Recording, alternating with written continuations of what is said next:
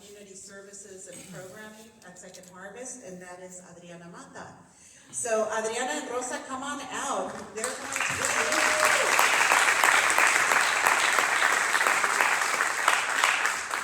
They're going to be leading us through the series of conversational points today. But why don't we have them say a few words, and maybe you want to walk us very literally through the agenda, and then we'll get started. Well, thank you, everybody. My name is Adriana Mata, and like Erica mentioned, I'm the new Chief of Community Impact at Second Harvest Food Bank. I'm really honored and proud to be here. I grew up in Watsonville, Santa Cruz, but like many of us, also our family needed some support, not only from the resources that we have from the food bank, right, but many others as well. And I'm glad to see that we also have a lot of collaborative partners out here, because it's the time that we need to work together and be of support to each other. Because growing up, if we didn't have the Davenport Resource Center, because I grew up in Coast Road up in Santa Cruz, then we didn't have much, right? And I know that we have a lot of potential new partnerships as well, which is something that I'm looking forward to start.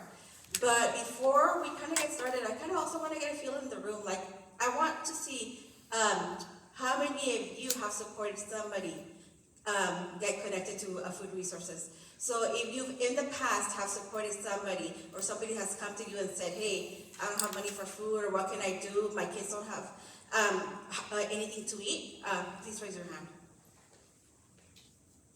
Okay. So that's almost everybody in this room, right? And this is why it's so important for us to be here today. So thank you for being here.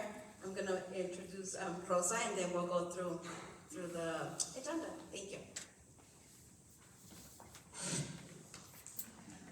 Good morning, and welcome again, everybody. Thank you for taking the time to be here with us today. My name is Rosa Quesada, and I am the case specialist manager, so I oversee the team that goes out to the community and does the outreach for all the safety net programs. You will see my team everywhere around Santa Cruz County, resource fairs, the community events, our own distribution sites. You will see them out there just, putting that word out about the CalFresh program. And, for anybody that's needing it, we are there to help and support them. So I just wanted to thank again, like Erica mentioned, the team that's been working so hard on putting this event together for everybody. So thank you to all of them.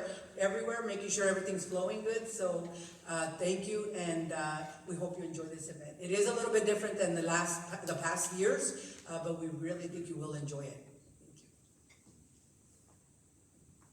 And as you all know, like, there's a lot of uncertainty happening around us, right? But the people that are impacted the most are those people that need this resource. So with that, we want to ensure that they can trust all of us, right?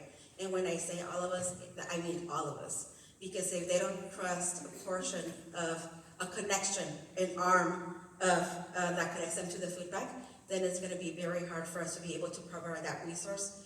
And that's going to impact their children, that's going to impact their family, not only in regards to getting access to food, but a lot of other resources, rent, their mental health, and so forth.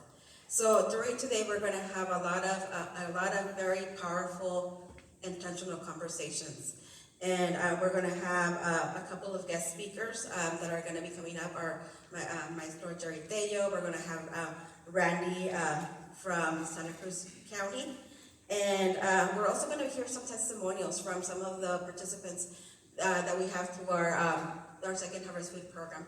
And the most important thing is that before you leave today, ensure that you make a connection with somebody that you don't know or who you've never worked with in the past. Because those relationships are going to be super important. And we're going to get started. So once again, thank you for being here. And we're really excited to start working with all of you in many different capacities.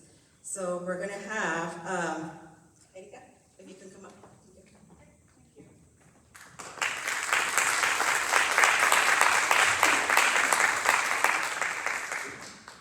Great.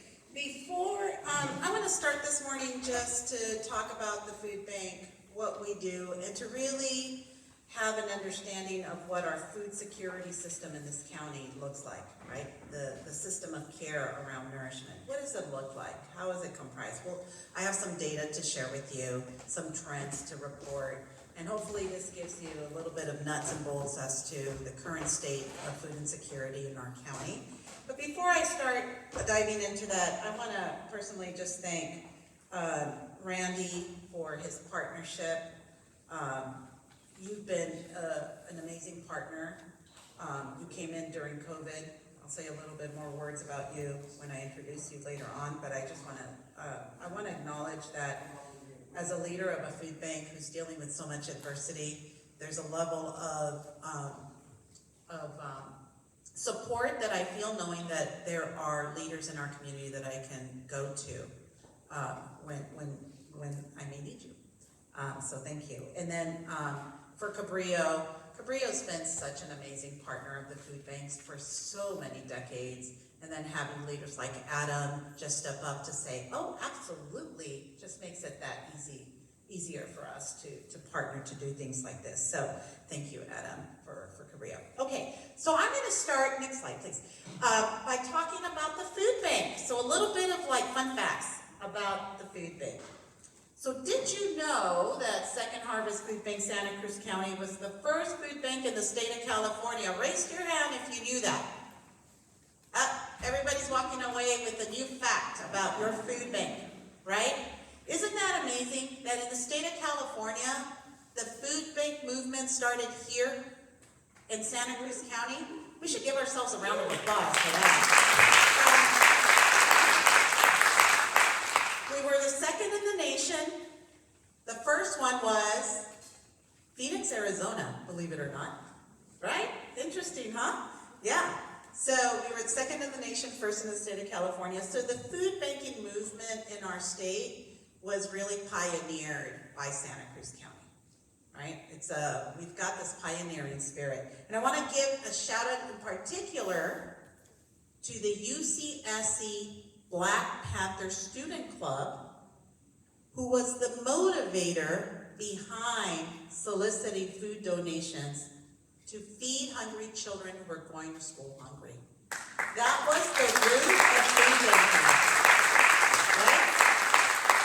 So the dignity of children, the justice for children is rooted very much in the values of our food bank. And we're really, really fortunate to have that kind of a historic background to work with. So our first distributions happened back in 1972 out of the old Santa Cruz County Hospital. I don't think that building exists anymore, right? And in 1978, because there was a donation of a warehouse space, we moved our operational efforts to Watsonville, and we've been in Watsonville ever since.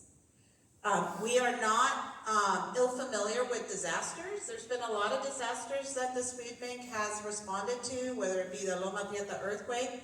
Who remembers that? We're going to tell our age by just raising our hand.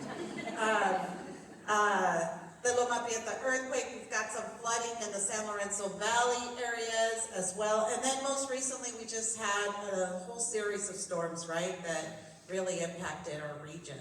So the food bank knows how to pivot, respond, and has the systems in place to be able to respond to the needs of the community. And I will say it's not just our food bank, it's also true that all food banks across the nation are similarly equipped to be first responders. So we are a first responder in times of emergencies. And by the way, fun fact, another fun fact. Any guesses as to how many food banks there are across the nation that are affiliated with Feeding America, which is the national umbrella to food banks? Any guesses out there? Don't say it, Angela, you know it. If you think there's over 100, raise your hand. If you think there's over 200, raise your hand. Okay, there's 200 food banks across the nation, right? And in California, we've got 40. Yeah, fun fact. Okay, next slide. So what does your food bank do for the community? We distribute 10 million pounds of food per year. If you haven't been to our warehouse looks like a Costco, right? We've got an entire team of people whose job is to make sure that we have an inventory of food to be able to meet the demands of our community. We're right now servicing over 70,000 people, and we'll see a graph in a bit. And how do we get the food? So how does that happen? Well, we've got an amazing team of people that are constantly developing relationships with our local food producers, many of them farmers, right? So their food gets donated to the food bank. There is a tax benefit for food producers, and so we're constantly reminding them of that tax benefit. In addition to that, our food bank purchases food. And over the many years that we've been in existence, last year was the highest dollar volume of food we've ever spent in the history of the food bank. And I fear that it's only going to continue to escalate. And so how do we get our money? Community. So when you see the food bank in commercials and you see us in social media, the reason you see us so much is because 70% of our budget depends on community support. If we don't have the community support, I don't have the dollars to buy the food that is needed. And I will never have enough donated food. One other source of food that I want to talk about is our federal partnership with the U.S. Department of Agriculture. And you probably have been reading a lot about food banks in the news. Historically, for the last, really since 1974, the partnership between the U.S. Department of Agriculture and food banks has been a solid one and one that has been responsive to needs. And you probably saw me on the news about a month and a half ago where I announced that USDA canceled some of the trucks of food that were bound to come here to Santa Cruz. And those trucks included chicken and pork and cheese and milk. I don't have those goods, right? And just like me, every other food bank in the nation is in the same boat. And buying meat around here is not cheap, right? So that's the reality that our food banks are facing, which is why you're going to hear a call to action throughout our day. And then a reminder that when people donate, because we have purchasing power, $1 means 3 meals, right? And we remind the community, donate to us, because we can convert that dollar into multiple meals. And then lastly, how many of you have volunteered at the warehouse before? Thank you for doing that. We need you more than ever, right? There is no way we can get the food out to all of our partner agencies without the volunteers who help us pack the food. And we have over 22,000 hours a year that we dock on volunteers, which equate to 10 full-time employees, which I have no money for, right? So we really depend on community support with the actual labor as well, right? And so if you're interested in volunteering, go onto our website. We make it easy for you. You can register online. Okay, next slide.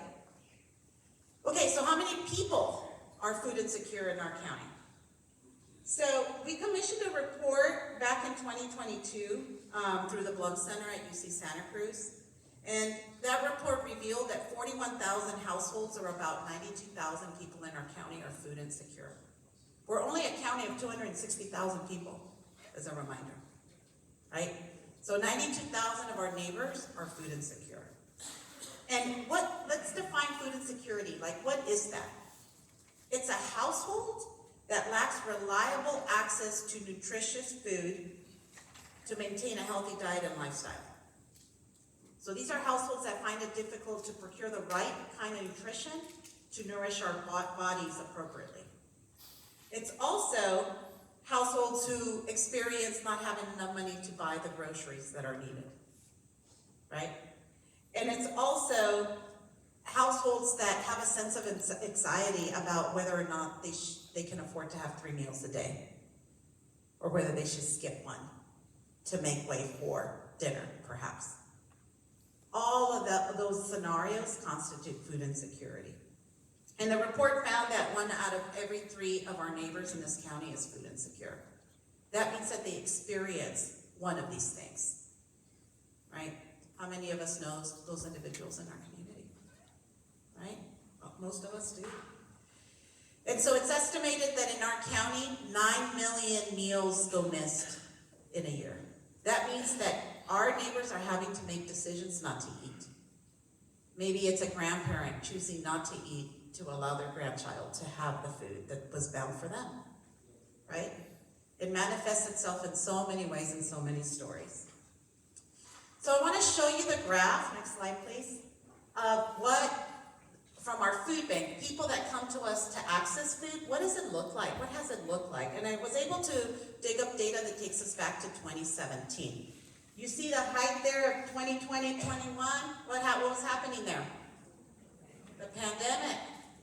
We got to a point where we were servicing or feeding 95,000 of our neighbors at the height of the pandemic. Pre-pandemic, we were about 62,000. We're at 73,000 as of last month. And with all the discussions looming around cuts to SNAP, school meals, and other food support systems, what do you think is going to happen to that line? Right? At a time when the food bank is not getting truckloads of chicken and pork and cheese and milk, right? So this is the reality that is facing us, and I know Randy will take us into a deep dive on that. Next slide, please. So how do we access? What are all these programs? And I want to call them out because it's important for us to have an understanding of what that ecosystem of food security looks like, or food supports looks like. So the Women, Infant, and Children program is one of those sources of nutritional support. School meals are children having access to their school lunches, which in California we have school meals for all, right? Except that those are being threatened to some degree because there is some federal funding attached to school meals.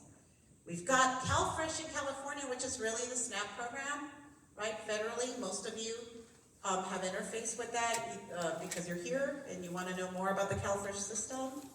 And then you've got some nonprofits that maybe as part of, maybe they're not a partner agency with the food bank, but some nonprofits choose to have maybe a small little pantry that they subsidize with their own goods to give to their families.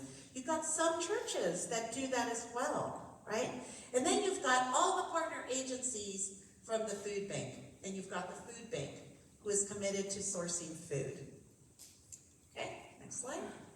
And so how does the food bank work? We've got 66 partner agencies. If you're a partner agency that helps us distribute food, can you raise your hand? Thank you so much for that. Let's give them a round of applause. Because I recognize that you don't have to do it. You don't have to do it, right? You're choosing to do it, right? That's a choice. So I want to thank you for making the choice to be a vessel for accessing food or accessing the food that we provide to you to give it to our community. We can't do this without our partnerships. I also want to talk about something that Adam said in his introduction about me. So I have a public health administration background, so it's not unusual that I would be looking at healthcare and how can I partner with healthcare. And we have recently innovated yet another way for us to leverage a resource through the CalAIM Medi-Cal Reformation Program to provide our neighbors who are on Medi-Cal, who have chronic conditions that are diet-related or can be bettered through healthy diet, to access a healthy food box, right?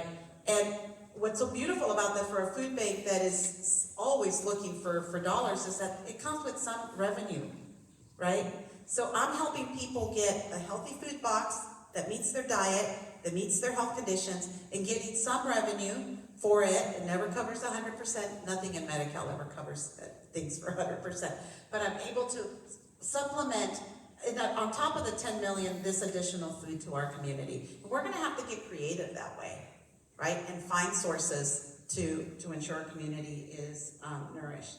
And then the CalFresh, you all know we do application assistance, but one thing that I just want to say is that there is recognition across the entire food bank system that SNAP or CalFresh in California is the first line of food and security defense for our communities. Okay? It is the first line of defense. And what's being threatened right now is having that not be. Okay? So I want to show what that means to the food bank. Next slide. So here's what the data in that report found. right?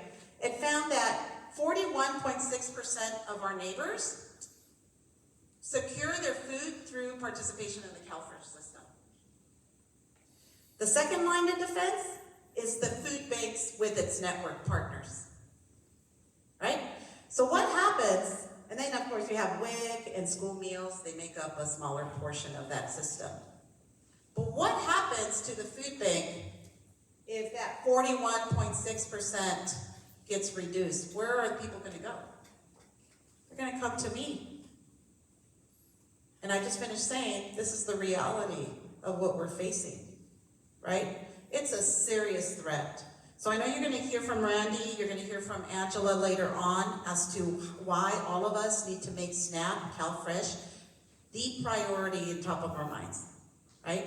Because there's no way, and by the way, the story I'm saying about our county, you can multiply that 200 times with every other food bank in the nation. So if you have family in any other part of the country that is accessing goods from the food bank, those food banks are having the same conversations we're having here. Okay. So next slide. So what can you do? I'm not gonna steal the thunder or Angela's thunder, but these are some very specific things that you can do. I have this picture of this awesome lady with her baby in my office. And this picture was taken after the floods a couple years ago.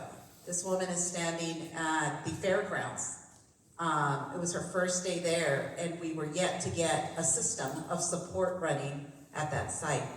But her sight, her holding her baby reminds me of my why every day, right? And so I just want to highlight that. There are things you can do. I already talked about them. I'm going to let Angela talk more about the advocacy piece, but you can volunteer at the food bank. If you've got children in high school that need community hours, we are the perfect spot for your children for community hours, right? I think you have to be 12 years of age to volunteer. By the way, we're the only food bank in the entire state of California that accepts volunteers under the age of 18. Most food banks require adults, right? Because of risk factors. We found a way to cover ourselves from that. So don't shy away from sending your children. And with that, last slide, if this is the time where I am asking every time I talk to people, do you have an idea? Do you have a suggestion? Did you have an epiphany overnight about how we can ensure that we're nourishing our community? If you do, please do reach out to me, right? No idea is a bad idea, and it might lead to something magical and beautiful.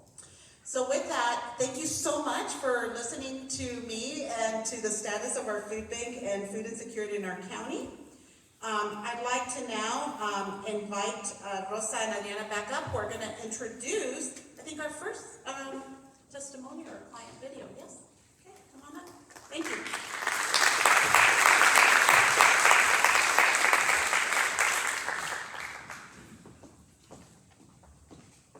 Okay, so what we have is we just wanted to share a bit of a testimonial on one of the actual clients that come into our food bank and request the assistance. So it's just a small little video that we want to show. You know, this is real life. This is what's going on. This is what we deal with every day.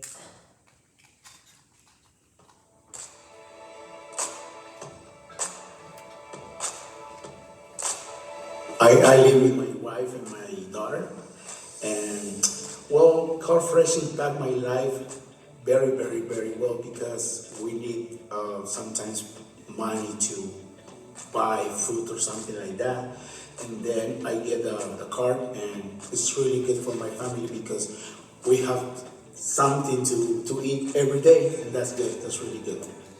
I heard about this program in the hospital, and then I see a stand when I can apply for this program, and then I apply and I qualify for this plan, and then the lady helped me pretty good. It's a good person on the staff for this program, and I'm very, very happy to get it.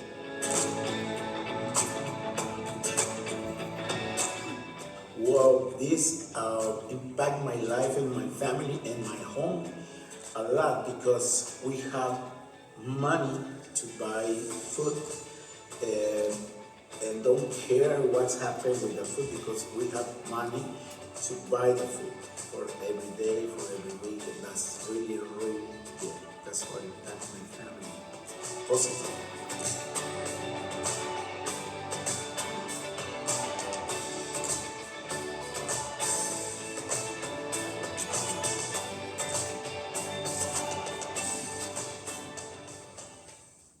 Kudos to our marketing team for that awesome video. We recognize that in a time of uncertainty, we have to really lean on community members to tell the story, to keep community members motivated, to stay in touch and connected. Now I get the honor and the privilege of introducing Maestro Jerry Teo. And I have a bio here that I'd like to read excerpts of from, but I just have to tell you all from a very personal experience.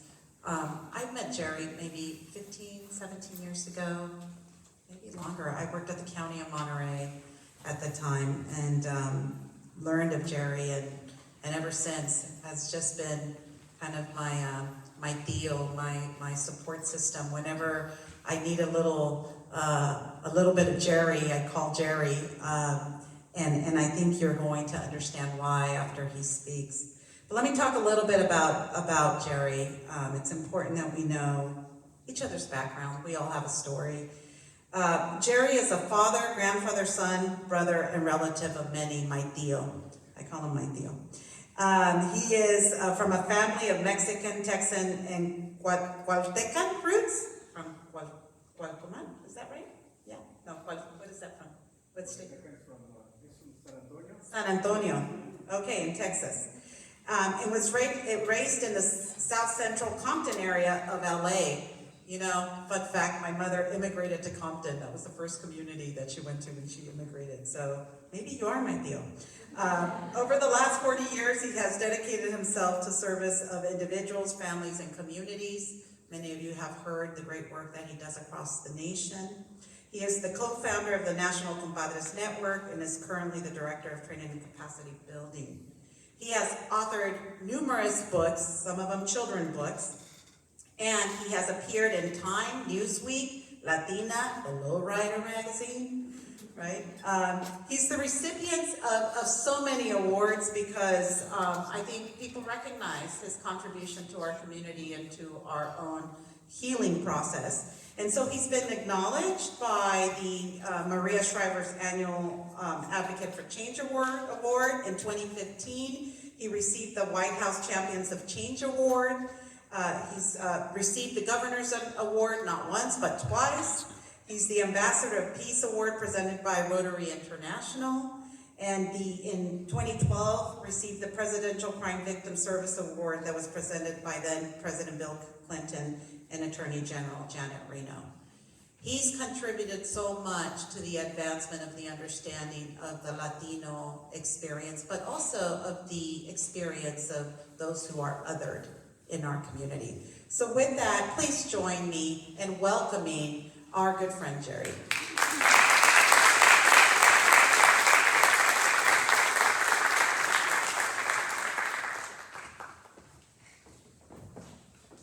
Buenos días. Good morning. Good morning. Yes.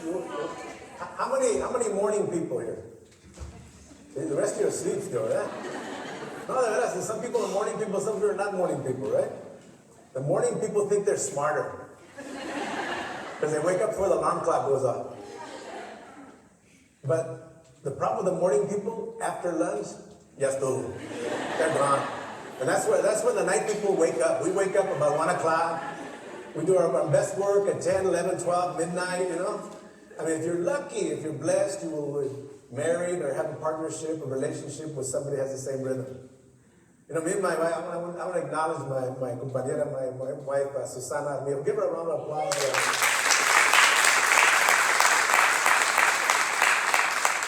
Because as much as I get all the accolades and I get all the, she really is a corazón.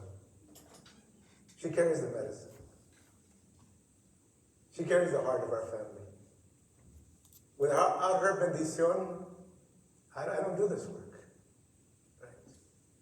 And I say that because look who is up here speaking about nourishing families. It's women, mujeres, that love and nurture, that brought us into the world. That when we fell and we thought we were hurt, they'd come out and sana, culita, ranas, you know. Did that work? Does that help? Does that help? Or is it just a little, it really helped? What do you think? Yeah? Is it all in your mind? Well, see, if we really understand what sana, means, it means heal, And many times we find ourselves in very difficult places. Places where we're afraid, we don't know what's going to happen. We don't know where we're going to get resources. We don't know, what's going to happen. Tragic things happen. We lose a job. Some of our family gets sick and we don't know. It's just like, and sometimes somebody needs to remind you, va a estar bien, it's going to be okay. Well, how do you know? Because I've been there and done that. And so that sana, just somebody, when you get hurt, when you're afraid, when you're not sure what's going to happen, the worst place to be is by yourself. And you're hurting and nobody comes. And nobody pays attention. And nobody cares. So I was blessed to live in a neighborhood in which I fell, a señora would come out and she would sana. I don't know why you say colita rana, a frog's butt. What's that about? Well, what we don't understand is there's deeper meaning there too. Because in our indigenous culture, there's teachings. The frog is a really significant animal. It's an animal that lives in two worlds, the water and the land. Right? And in order to heal like the butt of a frog, you got to sit on the earth. Something goes on, siéntese. Before you try and move and advocate and do a strategic plan and move, think about el por qué. Why is this happening? Why are we here right now? What is the reality? And what do we have as a resource? Because regardless of the fear, regardless of all the pleito, regardless of all the other stuff, you are who you are. And then the last part of the saying is, si no sanas hoy, sanarás mañana. You don't heal today, you heal tomorrow. It's called hope. And I was really blessed in my family. I didn't think so as a kid. I didn't think I was blessed as a kid. Came from a very traditional, if you will, native Covitecan, Tapilan Covitecan. I didn't know we were native. My mom, my dad never said we were native. And even Mexicano, my dad said, somos tejanos. Because in some Texas, somos tejanos. And you always wear a hat like this. You already had a hat. My dad, big, proud Texan man, loud voice. I always said, hey, big Papa, get in. Get over here. My friends would come over, your dad mad? No, that's what he talks all the time, dude. I kind of tripped with a social worker to come to my house. You better send him to anger management. There's developmental appropriate for these kids. No, that's what my dad was fine when he talked loud. When he got quiet, he's like, oh, what's wrong with that?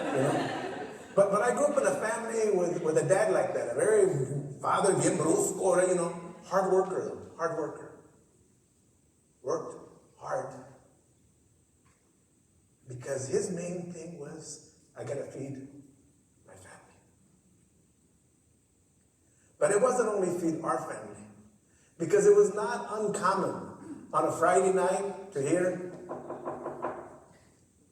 and you go to the door and there's your tío and tía, and there's these 6 kids, and you gotta look happy like this, oh, pásale, come on in. Mom, my tía, sí, pues qué bueno, qué pasa, I said, why are you so happy? You were just talking junk about her last night. And the first thing they do is, pues siéntese, ¿tienes hambre? Food and feeding people is the first entrance to showing love, to acknowledging.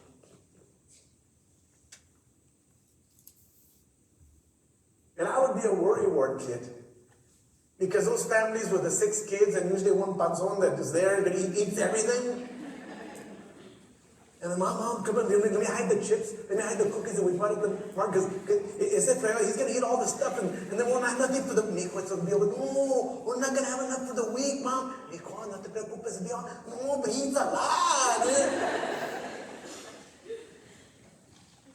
You know, my mom had a sense of faith that if you give, it's going to come back. And we didn't have a lot. But we always had something. We always had something. You know, and again, this kid that's always thinking, worrywart, you know what I mean, and you know, I would complain because sometimes all we had was frijoles. That's all we had was beans. We didn't have nothing else but frijoles and pues tortilla de maíz. And I would come, Mom, we gotta have beans again, Dad. Why can't you make something else? We gotta have beans. My friends down the street, they have other stuff. Why can't you? Hijo, that's what we have. But why can't you make something? Can't you make like bologna sandwich? They have bologna sandwich. Can't you make something else? Because all we have is beans. Hijo, kneel down. For what? Kneel down, ask for forgiveness. For what? For complaining my beans. I mean, there's other países que no tienen nada. They don't have nothing. You gotta be glad what you have. Okay, sorry, God, I complained about beans. And that's like, but my mom, what she was trying to teach me is that sometimes you have to struggle. Then to appreciate what you have. Sometimes you need to go through hard times. So you build the fuerza. You build the guerreras that are ready. Erica's not a guerrera because she's only been through easy times. You that struggle and fight and advocate, don't advocate and don't give up because you've only been through easy times. It builds you in a certain way. You know? But at the bottom of that, I also was so blessed. Of course, I didn't appreciate it at the time. Because I grew up in that family where, a lot of kids, mom and dad, and my abuelitas live with us, my mom's mom and my dad's mom live with us. Not at the same time, you don't put two grandmas together. No, se pelea, no. They think they're the favorite. My enchiladas are better, see, grandma, no. But my mom's mom, Maria Suso La Ramos, she was about 4'10". You had to go to the children's department to buy her shoes. She had little feet like that. But she was strange to me. Yeah, she was strange to me. Because she would do strange things. She would wake up and talk to the plants. She would talk to the plants like they were alive. Muy buenos días, mira qué bonita rosa, mira qué bonita. I mean, grandma's talking to the plants. Here she goes. Si me das el permiso, she asked permission of the plants to take a piece of hierbabuena, to take a piece of ruda, whatever she's going to take. She asked permission. Grandma, just take the plants. What can they do? They can't talk to you. What? But she would ask permission. She said, mira, te voy a dar poquito agua aquí. Si me das el permiso, and she would give before she took. That's a big lesson that I learned. In order for that olim to happen, you got to give. And then it'll come back. One of the unfortunate things in this country is we haven't learned that lesson. Many people that are in charge that just want to take how much more money can we get? How much more riches can we have? How much more possessions can I have? And not everybody, just a certain sector.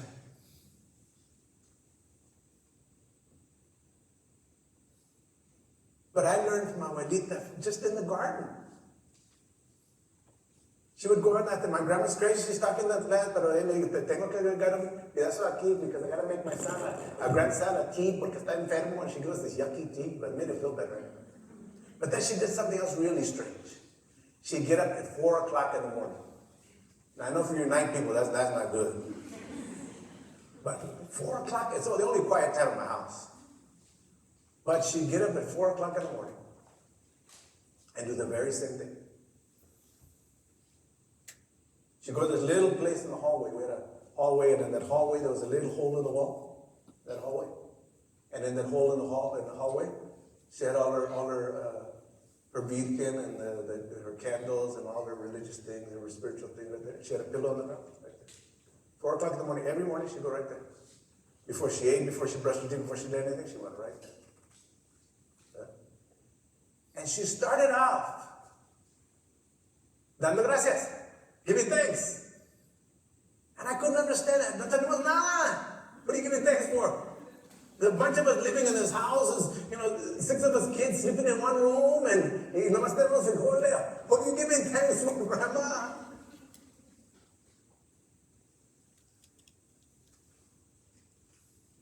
And my grandma would say, hay personas, hay familias that have it worse than you.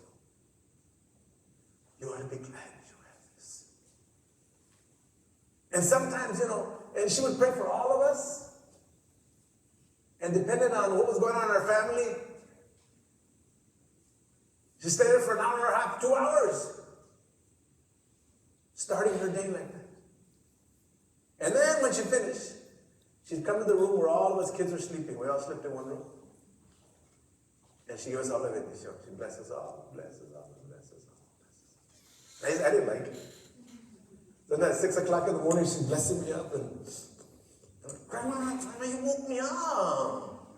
I was having a good dream too. Oh, you gonna bless me? You blessed me last night before I went to sleep. It's still good for now. And before I go to school, you're gonna bless me again. But I got the devil in me or what? And I did not understand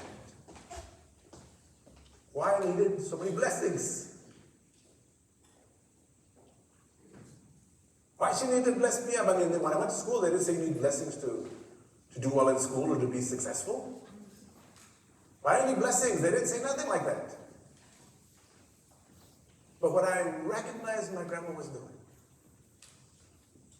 is what she was saying to me is you are a blessing regardless of what goes on in your life. When you struggle, when you don't struggle, when you do good, when you don't do good.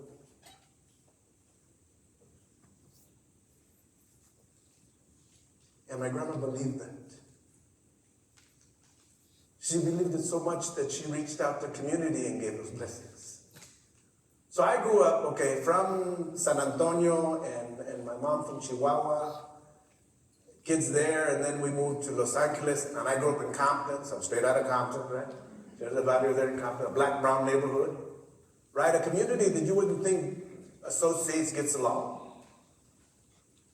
We lived in the same neighborhood, same block.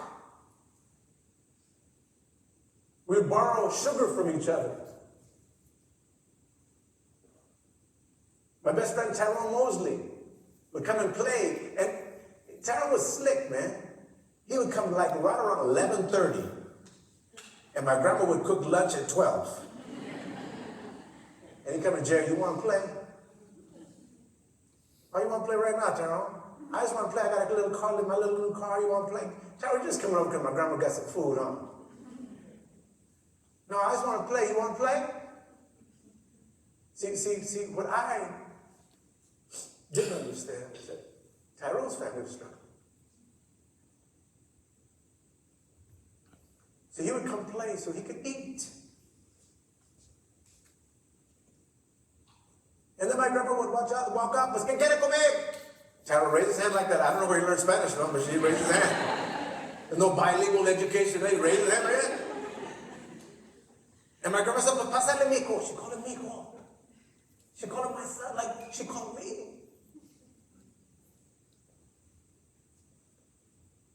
Tyrone went in there, sat down, she blessed him up too, fed him. But what really tripped me out is my grandma used to like to walk to the store.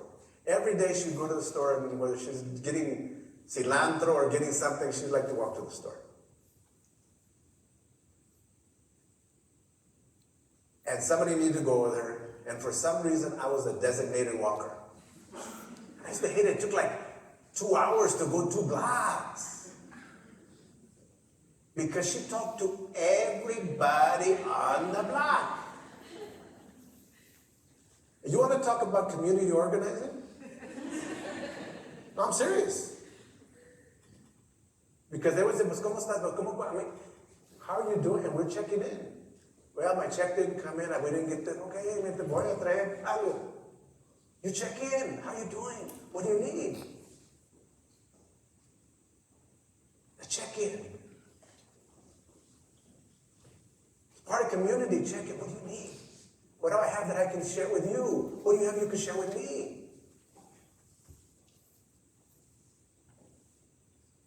But the funny one was that we would walk by Tyrone's house. And that's where the cultural difference is, because he didn't have a little grandma, Tyrone had a big grandma. Miss Mosley was a big lady. Right? And when I go visit, we'll go visit to pick him up from school, she's gonna call me and show me, baby, come here, baby. I don't want nobody to call me baby, but Miss Mosley was a big lady, you'd mess with her, so I didn't say anything. But what I tripped on is when my grandma would pass Miss Mosley's house. Now, my grandma didn't speak English. Miss Mosley didn't speak Spanish. Cultural differences all over the place, right? But my grandma started with Miss Mosley's house, and she stopped. Good morning. Miss Mosley, who had a hurt hip, would get off her rocking chair and go up there to the edge of the porch. Buenos dias!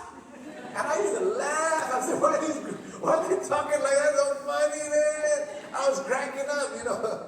And one day we were walking to the store. My grandma had a little cloth I didn't know what was in it at the time. And we were walking to the store, and we got in front of Miss Mosley's house. And my grandma said, mira, lleva estas tortillas a la abuelita. These are tortillas to the grandma. What, grandma? Le llevan las tortillas ahí. Oh, okay. So Miss Mosley, my grandma said to give you these tortillas. She got a shoe. Oh my God, tortillas! I love tortillas. Oh my God! Thank you. You thank her. You tell your grandma, thank you. I don't speak that Spanish, but you thank her for me. You tell her thank you. Oh man, I'm so grateful. Oh, thank you. So I'm gonna go have this tortilla with butter, right? Yes, thank you very much. Okay, we'll see you later. And we went to the store. And we went to the store, and we were walking back to the store. We're walking back to the store, and as we were passing by Miss Mosley's house, she said, little Jerry, come here, baby. Come here. Come over here. Yes, Molly, here. I made some homemade biscuits for your grandma. Not for you, for your grandma. Give them to her, and you tell her thank you. Because I know sometimes we ain't got no food. We ain't got a lot of stuff to give Tyrone. But he feels comfortable at your house. And we know you all feed him. So just give him his biscuits and tell your grandma thank you. I don't know that Spanish thing. You tell me your way. But thank you. You give me these biscuits. See, these grandmas were trying to teach me different cultures, different languages, that we need each other. Especially in difficult times, we need each other. And in order for us to not only survive, but to thrive, we share what we have, and then other people share what they have. And my grandma, I did get a biscuit, okay? I got a biscuit out of that, but these are things that I learned growing up. And no one would take, but my mom took it to another extent. And my mom was a seamstress, to sew clothes and stuff like that, and she was working in a cleaners in Watts, mainly African Americans, but there were some Mexicanos there, and they lived there, and every day she'd go, and by the time I was just entering high school, it was just my mom. My dad had already passed away. So it was my mom, a single mom, raising a bunch of kids, trying to make it for herself, and her employment was the cleaners and her sewing. That was everything. That's how she supported all of us. And, and didn't realize, she never told us that she would stop by a food bank and get a bag of beans and a bag of rice. We thought she bought it. But she would stop by and someone would give us rice and beans. Right? But my mom had a costumbre. Before she'd go to work, she would cook food. Beans and rice, and other stuff, sometimes chilaquiles, sometimes carne asada we rarely had meat, but sometimes. And she'd get up at 4 o'clock in the morning and start cooking. And I'd smell the food. Mom, what are you cooking for? Voy a llevar la comida al cleaners. Pues, ¿para qué? Para la gente. Mom, you're taking our food? I mean, see, again, I didn't understand. You're taking our food. We barely got enough food for ourselves. Why are you taking food to other people? And then we don't have nothing. ¿Qué dice mi no entiendes nada? She didn't care. And she took the food there every night. And after school, I would have to go to the cleaners. I would have to press clothes. I had to help in the cleaners. And I'd go in there and there'd be people in the back. Some people looked like they were, living on the street. Some were, I remember one day there was a prostitute in there, the priest, and all kinds of different people sitting there eating my mom burritos. I said, Mama, they're back here in the shop. They're going to rip off from the clip.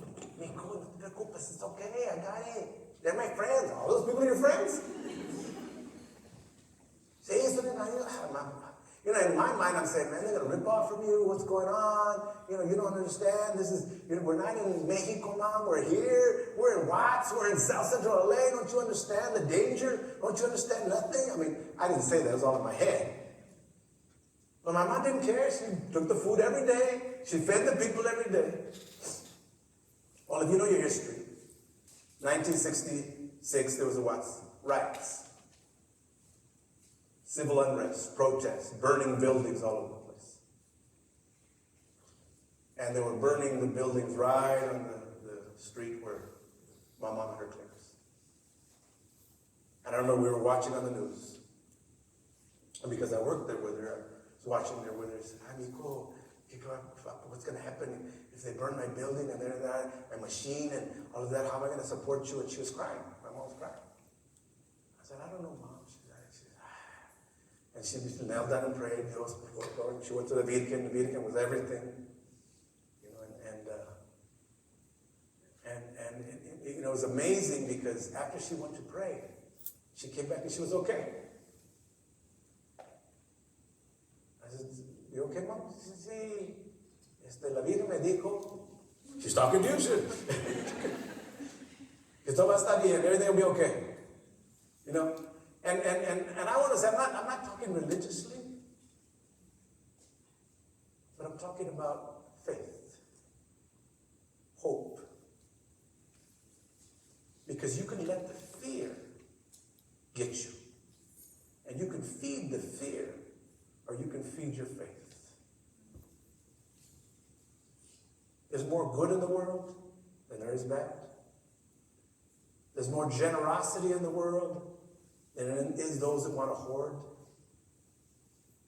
So anyway, the burning went on for a few days, and finally they let us, my mom said, at least maybe her machine's there. She can get her machine, she could work in the house or whatever. So we go and drive up to the block, and all the buildings are burned. All the buildings are burned. And we get by her cleaners, and we pull right in front. And her cleaners was not burnt. And we got out, and on the door, there was a sign that says, thank you, Miss Jessie, for feeding us and taking care of us. We took care of you. And my mom looked at me and says, ¿Ya ves?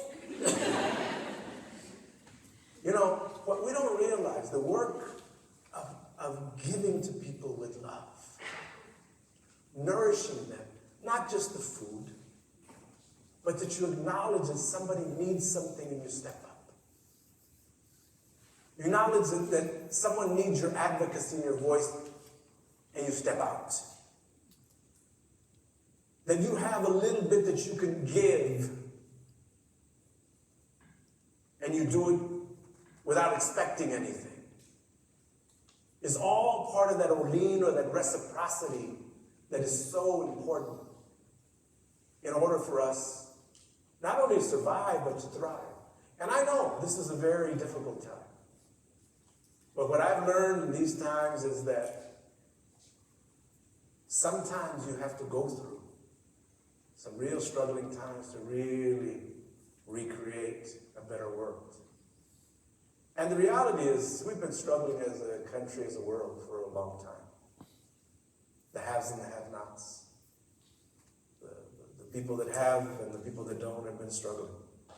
And I know this is a very kind of strange time, but it's in those times where we have to, really rely on those deep feelings and beliefs that you have inside of you. And if you see somebody that's hurting, maybe you need to maybe you need to bless them up, But there becomes those times in which you become overwhelmed. So I'm gonna share with you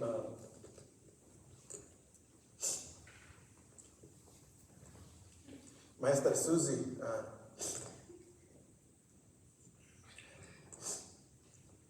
See this? Because as much as I've been doing this work, and I've been doing this work for 50 years.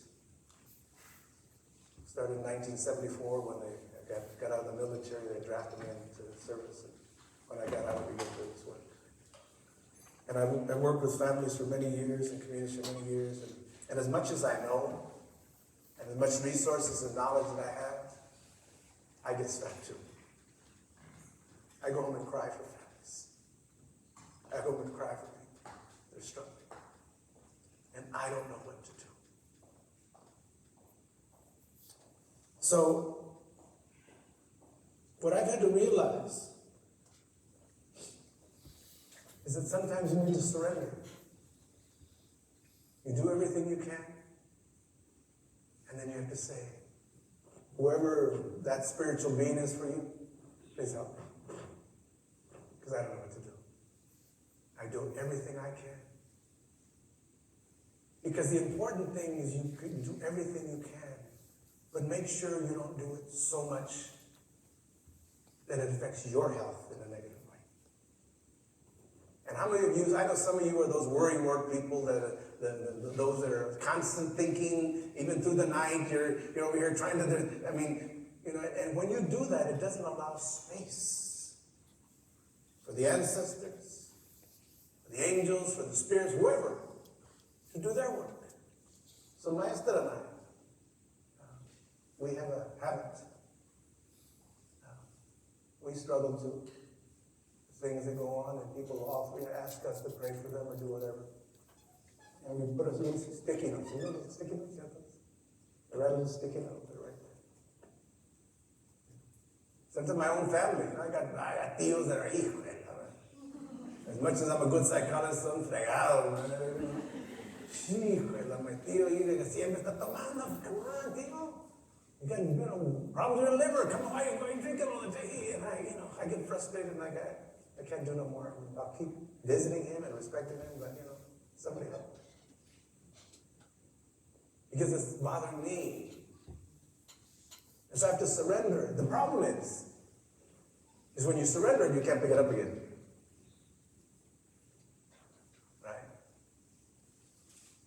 And I truly believe, the struggle we're going through right now, it's duro, it's difficult, it's not easy, but we're going to be okay. We're going to be okay if we work together. And see, I have a little grandson, Elias, and he taught me a new word. I go over and play with him once a week and take care of him. Tata, we're going to go outside and we're going to play together. Now, what I understand, together is different than together. Together for Elias is that we do things that makes each other happy. Tata, you want to do this? You want to play in the garden? Well, come on, let's do it together. Okay, I'll do it with you. You happy? Yeah, okay, together. And he had me check because I would You want to play? Let's play on the swing. Oh, okay, Tata. You want to play on the swing? No, I just play on the swing till you told me. That's not together. And I'm learning that happiness and joy is part of together. How do we find joy?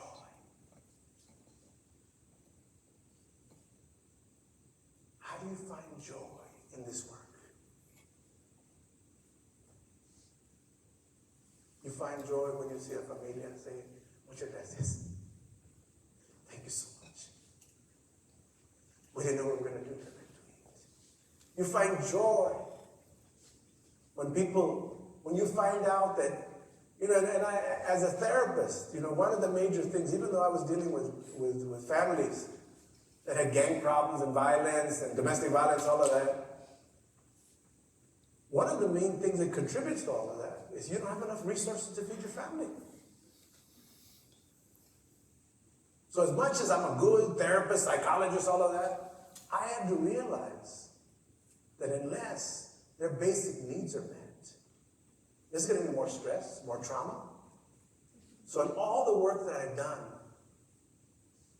the food banks have been really important to the healing of our people, to the mental health of our people. I worked with hombres for many years, fathers and teen fathers and people men refer to us because of domestic violence, all kinds of stuff. And one of their major frustrations is, not enough money to feed my family. And they get frustrated, rather than saying that, they get violent. So I had to work with them to teach them how to resource. And so in the communities that I work, the food banks are really important in terms of reducing domestic violence, reducing the stress and trauma, reducing the anxiety, the depression, the hopelessness, the suicide. You all don't realize the impact that you have.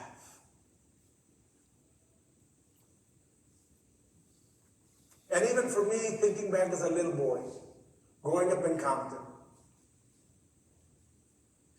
there's drive-by shootings, there's gang violence on a Saturday night, there's all kinds of noise, helicopter.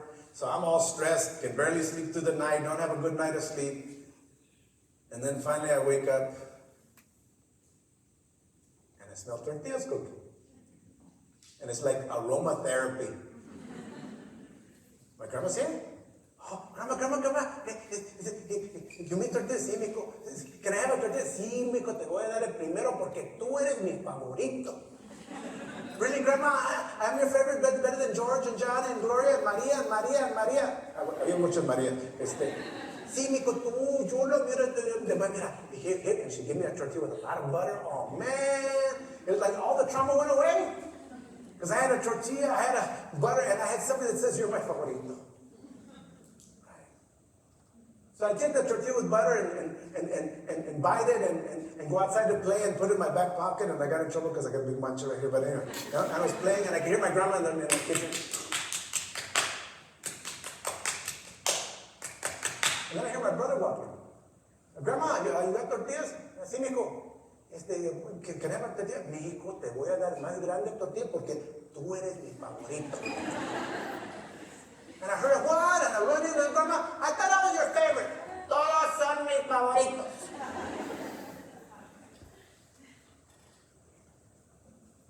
What a gift. What a gift to make everyone believe that they're special and they're dignified and they deserve to have what they need. Unfortunately, we don't live in a world like that. So you all, and we all have to advocate to make sure that every person is made to feel that they're special, made to feel like they're acknowledged, made to feel like they're seen, and made to feel like they're a blessing, regardless of their circumstances, regardless of what they've been through. That sense of that blessing and that tortilla with butter or whatever is your favorite food. Whoa, okay. The tech was back there saying, I like tortillas too. But in the end, it really comes down to our collectiveness, to us working together, to us sticking together, to us loving together, to us spreading hope together, to us blessing each other together. And if you see somebody that needs that love, that teaching, that blessing, give it to them. Share it with them. We all have a little bit that we can give. And the more we collectively build strength as a unit and as a people, the stronger we're going to be. Right? Now, I'll leave you, with this, that there's a word in our Mayan culture called en la quech. And en la quech says, tú eres mi otro yo. You are my other me. When you hurt, I hurt. When you struggle, I struggle. But when you persevere, I persevere. When you heal, I heal. And when you're in joy, it brings joy to my life as well. Con eso, I want to thank you, Erica, and thank all of you for the work that you do. And que sigas adelante, in any way that I can support. You can look me up, look at my website, jerrytheo.com, and see my books and see all that stuff. But more than anything, me and my wife will send prayers to all of you in that way, And don't forget those tortillas of butter, they're really good, okay? Gracias, muchas gracias.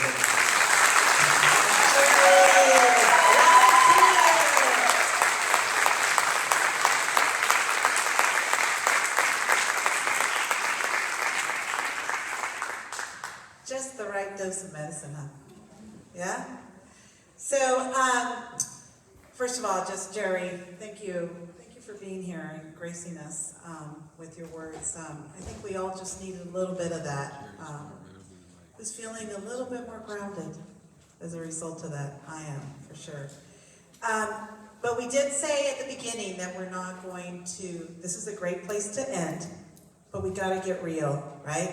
This medicine is going to help us deal with the reality, right?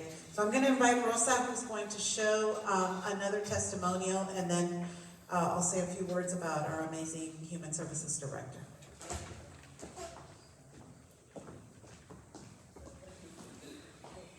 So we have one more client testimonial, and again, these are actual people, just for anybody who had just joined us. These are actual people that come into the food bank and ask for our assistance with enrolling into the CalFresh program.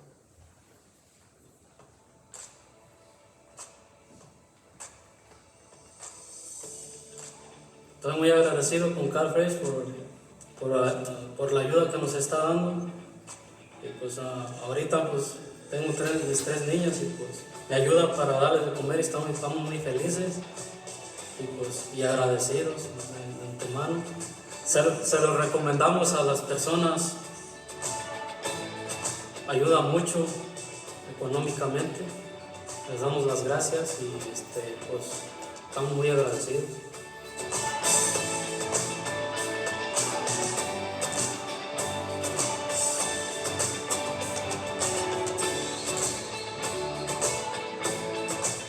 Gracias por todo, se lo recomiendo a las personas que vengan a aplicar. Gracias.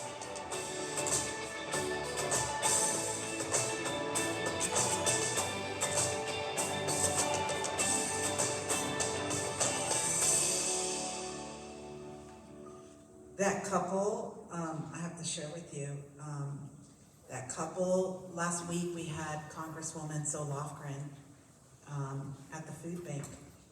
Wanda, you were there, and we really are working to have individuals who have a story to tell, to work directly with our politicians, right? To really ground them in the reality of what people are experiencing. So we're bringing people in, and this couple, they have twins. They only showed one baby there, but they have two babies, and they were there.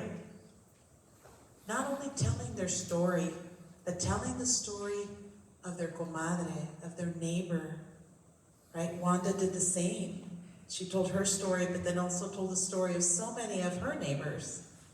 So you need to know that besides the videos, which are great to showcase, we're really trying to use the leadership that we know exists in our neighbors to tell the story and to move politicians to do the right thing, right? And that's one strategy that I would recommend all of us begin to do, because somehow we need to bring humanity back into the conversation, right? Right? It's not just data points, they're people. So anyway, I just wanted to say that about those amazing leaders, those parents, just like Wanda and others that may be here who step up and are willing to tell their story. I want to just say a few words about Randy before he comes up and shares additional information with us that we all need to know. So Randy, how many of you know, if you work with Randy, you don't get to raise your hand, but how many of you know Randy? Randy, you're going to make new friends today. Okay? And part of the reason I think that that's the case is that Randy came to us right before the pandemic struck, like a couple months before it happened, 1 month before it happened. So, so he's now since, for the last couple years, began to come out and play with the rest of us, because we've all been, trying to figure out, okay, life after COVID. And here we are, life after COVID. But I do want to talk about his accomplishments and his history, because we need to know the skill set, the amazing skill set that our Human Services Director is bringing to our county. So prior to coming to Santa Cruz County, and he joined us in did you join us in December of 2019? Oh, he joined us in February 2020, like 1 month, not even a month, 6 weeks before it was declared a pandemic, right? Yeah, I'm doing the math right in my head, the calendar. So he spent 25 years in Alameda County in a variety of roles there. He served in the areas of child welfare, Medi-Cal, and the adult and aging services. And what he was really known for in Santa Clara that I'm beginning to see here is engagement of community and engagement with partners, like the food bank, right? And what's so awesome about Randy, and I've had the opportunity to have a few really personal conversations with Randy, is that he's really committed to making sure that we're taking care of the most vulnerable in our community. Right? The people that maybe don't even know that the door exists. The people that don't even know that there's a service that could be available to them. So his commitment is to ensuring that as the director of the department that's responsible for making those services available, that people know that there's services available. And he does it through partnerships. He does it by leaning on the trusted sources in the community. So I have a lot of respect for Randy, for using that understanding of relationships to guide his work, right? To guide the department that is so vital and essential to our community. I also just want to say to you, Randy, that one of the reasons I know we're going to be okay is because of that shared understanding that we have, that we're doing this for those who depend on us to do this work, but that we're doing it together, right? That it's not one system independent of the other, that it's really going to take all of us thinking together and doing it together to get through this. So with that, please join me in welcoming Randy Morris to the stage.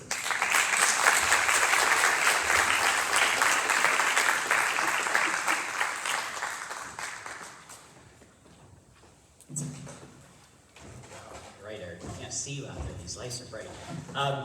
So it's an honor to be here. I did start in February of 2020, and it's really fascinating to me because 3 weeks into this job, I was here, and it's the last time I was here in this audience, because another amazing mujeres, Maria Elena de la Garza, the director of Community Action Board, was a partner to the Human Services Department in a program called Thriving Immigrant Collaborative. And I got here, I said, thriving immigrants. We have Donald Trump as president.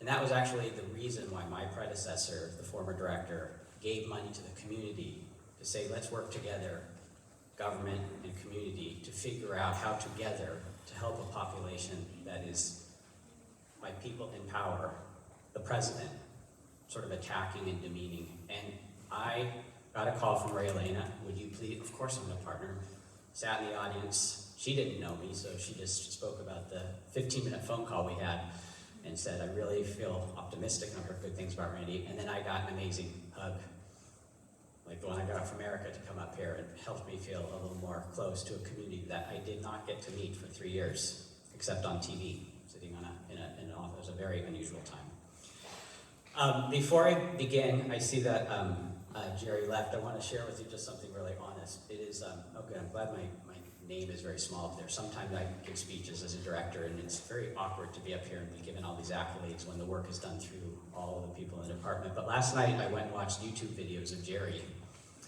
and I thought, oh my God, okay, Erica's probably gonna say something nice about me, and then I have to go over to that guy? and it was too late to call the food bank and say, can you please let me go second? But anyhow, and I said, okay, get over yourself, because this is not about you. But that was actually really wonderful, really wonderful.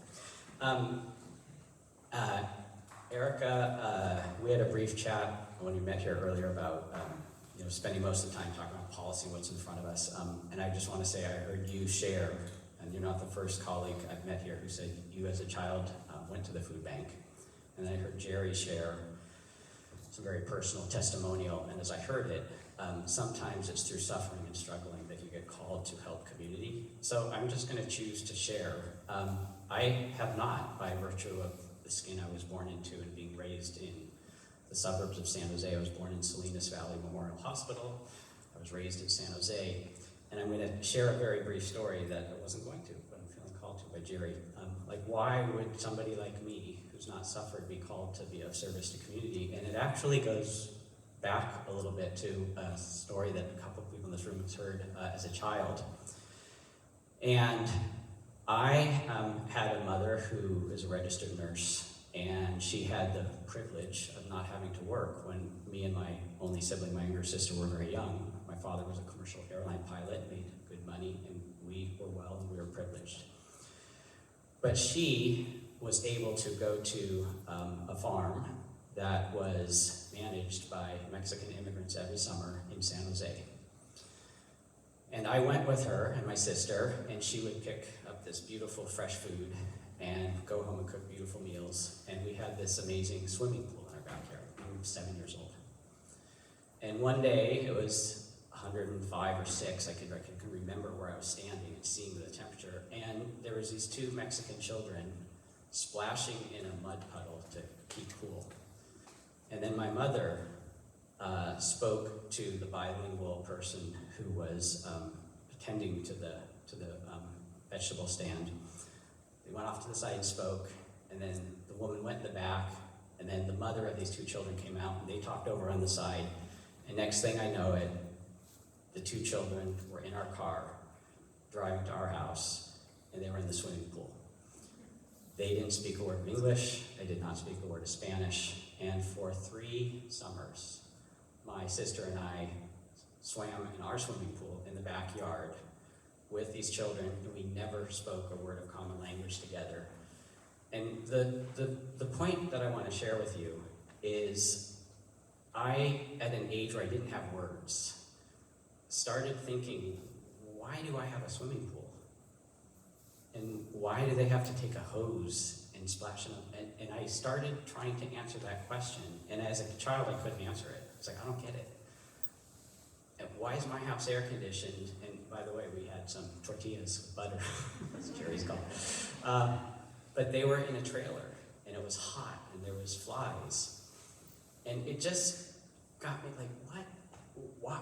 And that started me on a journey of trying to answer this question, why? And it took me some time, and I started in my head, and I eventually had to go into my heart to realize this is part of the story of the United States of America. And if you're born into privilege and you don't have awareness, you don't have an experience like that shakes you, you're not witness to why other people suffer and why you benefit, you don't start thinking about that, you don't get it. And you end up with people who are now in the White House who think, they're not even conscious, well, maybe they are, that the goods of this country are only deserving to me, and all those other people are supposed to do the work to help things be better for me. And this is the story of our country. And so when I got a hug from Maria Elena and I got a hug from you, Erica, it's sort of like I have a responsibility to do what little bit I can. And I chose this career to be in public service, to be partner to. I don't have the answers, to listen to partner with, to try to do something to help make it so that more people can have a swimming pool and this disparity should not exist. And that's sort of the commitment that helps me sleep at night. So I just want to choose to share that little bit of story because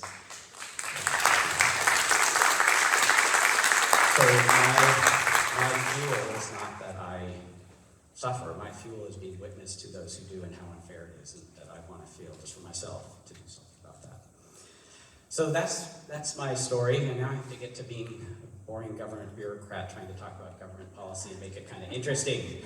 All right, so before I start, as Jerry said, it's my wife who's the engine. Erica had her team stand up. We have a number of Human Service Department employees here, many of whom work in the division where CalFresh is administered. Our unicorn Adam, who does everything and wears 20 hats. But not going to apologize. I particularly want to thank Rocio Ortiz, who's sitting here. I'm sorry, Rocio, I'm not sorry. Rocio is our CalFresh analyst.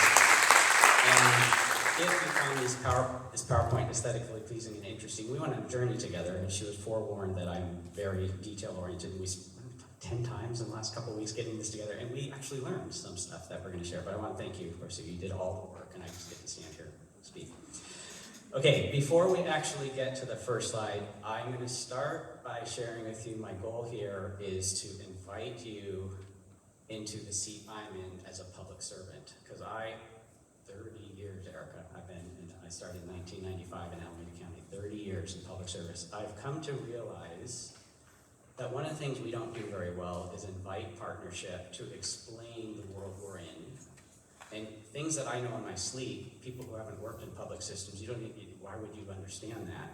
And when you get to the end of the discussion today, the end of my presentation, when Angela comes up, you don't sometimes know where you need to put pressure to try to make the system better for people in need, because it's complicated government work. So I'm going to share with you 3 big takeaways that I have, that I've learned in my 3 decades in the field, and I hope these help you. They kind of how I organize my thinking around public systems.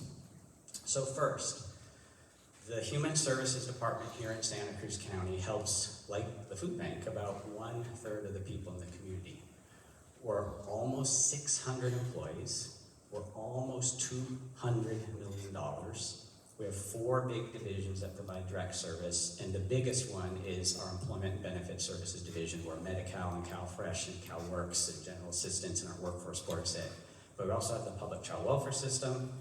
We have the Aging and Disability Systems programs like APS and IHSS, and then we have this impossible riddle we're trying to solve, which is the unsheltered crisis, where our county administrator asked us to try to be a better partner to community around unsheltered crisis. So we started a division called Housing for Health, which I was also dealing with Erica in the middle of COVID, trying to stand up that office. So in this system, this is what I want to share with you. That almost $200 million, this is point 1 of 3, that comes into Santa Cruz County Human Services. 44% of it is federal money. 44% of the state money, leaving about 12% is county money. So let me back up and just say that. Almost everything we do is based on a decision that happens in Washington, D.C., and Sacramento. So me as a county administrator with a county elected official board of supervisors behind me, we sort of have 12% of this $200 million where we have something to do with, but it gets more complicated, hang with me.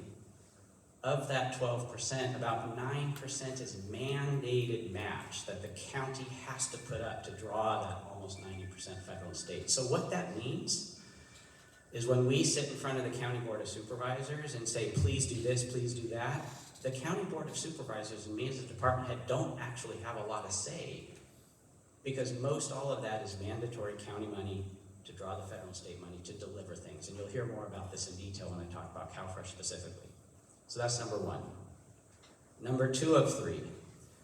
Didn't know this, didn't quite realize this until I got longer in my career. The federal government and state government, because they give us the money, they get to make the rules.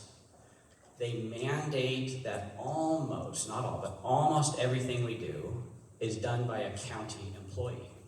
We are prohibited, it's literally language in federal and state law, we are prohibited from contracting out much of what we do, which makes partnership with community partners very difficult, and most people don't know that. So all the eligibility staff we have here, and the chain of command, and the managers, and the analysts, that's all part of the money that says you have to do it with county employees. The unions love it. But let's talk about disparity, all due respect. We have pensions, we have unions, we have job security, and usually community partners who many might argue could do the work better and more efficiently. We can't contract out by state and federal law and often make less money. It's just an irony that we didn't choose to make. We have to follow the rules and the laws. So that's the second. The third. This is my segue to the presentation today. I'm going to choose to just say what I'm experiencing as I'm watching what's happening in Washington, D.C. So when I was up here 5 years ago, Trump won, initiated public charge, and started fear-mongering undocumented immigrants, and immigrants generally, and anybody that didn't look like him. The policy from the federal government caused us to need to come together, and actually ultimately voted the man out of office, even though he said, as a lot of white men do, well, then it must have been rape, stop the steal. It's a surprising shock. So here we are again, looking forward to an era to be determined of potentially massive cuts, which I'll get to in a minute. But to me, this is just the story of this country. I don't know if this is live streamed, I might get in trouble for saying this, but I'm going to say it. The country was actually started on a hypocrisy. People of my demographic group, and this is the hypocrisy, fleeing oppression, trying to get away from religious persecution, trying to find freedom, got on a ship and came here and wrote a constitution saying everybody should be equal, but the way they did that is displaced indigenous, enslaved black people. When they traveled north and saw people that looked like them, said cool, high five, fist bump, Canadians. Traveled south to Caribbeans and Mexico, said no, no, no. So this country is built on something that was written in 1776 that said everybody's equal, all men, beginning of patriarchy, but actually only if you look like me. Me, the man in the White House. So this struggle actually is really simple. The people who came here and oppressed and marginalized and killed and enslaved said this land is mine, but that was the start of a lie. It wasn't yours, you stole it. And now you don't want to talk about equity and you want to make it against the law? Really? So this is, and I'm going to now segue to, almost everything we do in public systems is a byproduct of politics, a complicated democracy, and one that is in a struggle for its soul to figure out are resources going to be shared, or the people who have resources going to keep them all? And who's in the White House and his sidekick that created an electric car want to keep the money with them. So that's the backdrop of this country, and that's what I see, and I'm choosing to say, and I don't like my people. Many of them I do, but just the people who just don't see this and just choose to exploit their power is just really offensive, and that's why I try to be a partner and name these things to say, you look at me and you don't know who I am. I hate it, and I want to do something about it to try to make a difference. Okay. Now a little bit of the boring government stuff. So first slide. All right, Rocio, thank you. So this is the history in this complicated democracy of what today, in classic California, we always call something, we talk about special, we always call it something different. Medicaid, we call it Medi-Cal. Welfare to work, we call CalWorks. SNAP, we call CalFresh. Okay, so Supplemental Nutrition Assistance Program. That's not where it started. It started as food stamps, and we'll get to that. In California, it's called CalFresh. You will hear in a minute this is primarily a federal policy, back to federal, state, county. This is primarily federal policy. And I'm gonna walk you through this, and what I want you to invite you is think about the politics. Think about who's elected into office. Think about which party is choosing to expand the safety net, and which, I mean, teaser alert, this is an easy answer. And which party says, no, we're creating a culture of dependency if we help those poor people, versus which party comes in and changes federal policy and expands the safety net. So this is a quick snapshot. You go sort of just follow the era. So in the Great Depression, when poverty struck almost everybody, we had FDR under the New Deal, who created the first food stamp program. Now this was fascinating. This is where Rocio and I kind of researched, like, wow, this is interesting. This isn't what it is today. It was, like Erica said, the Department of Agriculture that historically gives food to food banks. The same Department of Agriculture, because we were much more agriculture at the time, said we need to deal with farmers who have a surplus of food and create a win-win.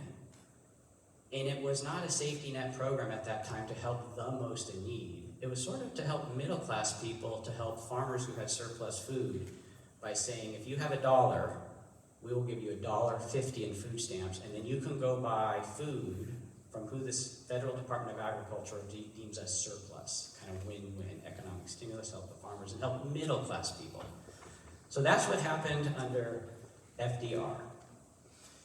So John F. Kennedy, he campaigned on saying, I want to take this food stamp program and I want to expand it, and I want to make it more available to more people in our country. And actually, think about our current president, the executive orders that are flying. Fear, crazy, chaos. Well, John F. Kennedy's first executive order was to help the food assistance program, try to help more people who were more needy. But you still had to purchase the food stamp.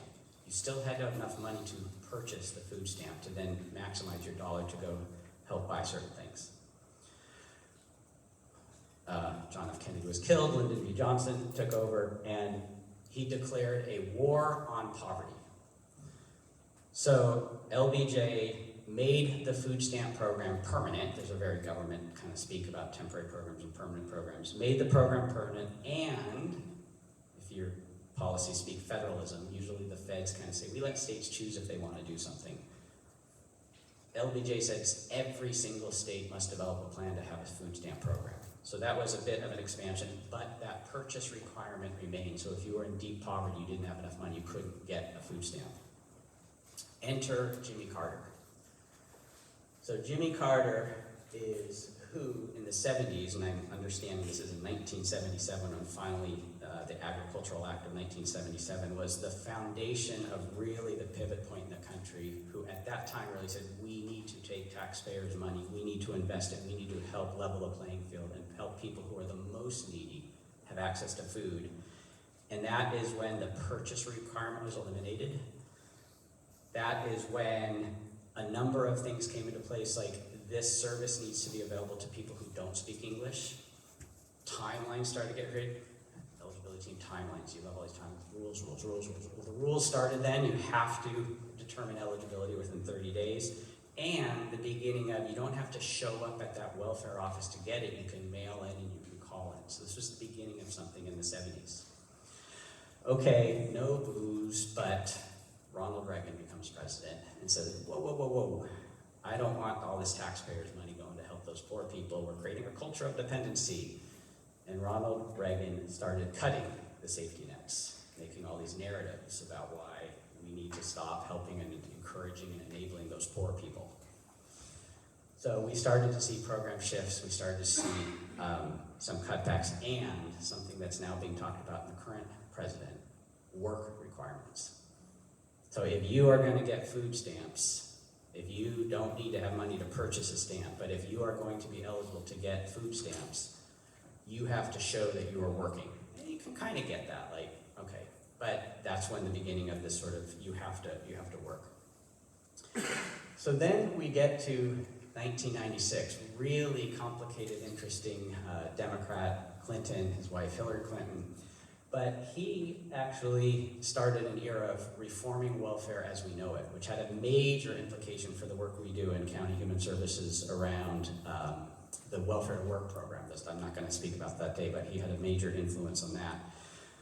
But he actually shifted the narrative to say, kind of almost exaggerating the Ronald Reagan, we need to promote self-sufficiency, work requirements. You really need to, this is temporary, you need to get off aid. But I do want to say just a comment about politics. It's a chessboard. And if you remember, I'm aging myself here, he got the presidency when the House and the Senate completely flipped red. There was no way President Clinton was going to get any progressive reforms forward without the House and Senate. So he brokered this compromise deal that the Republicans today say that was the only good Democrat that ever did anything when he started kind of making it hard for poor people to get services. But he got some things through. And then this leads to just before we get to today, President Obama really shifted what food stamps is. And President Obama, and this was during the American recovery, the Great Recession, following the Great Depression, doubled down on this community needs us more than ever. And during that time, SNAP was the new name for food stamps. Special California, okay, we're gonna call it CalFresh. And there was an attempt to destigmatize, because you know the stories. Some of you who have disclosed or in this room might have been in families that have a stamp. You know, and things like the EBT cards, calling it SNAP, healthy food, kind of helping nourish our country. And so that was the beginning of a real shift. And where this trajectory goes is a story that is unwritten, and it's this moment we're at, and I will end with where we know the federal government wants to take this. So next slide.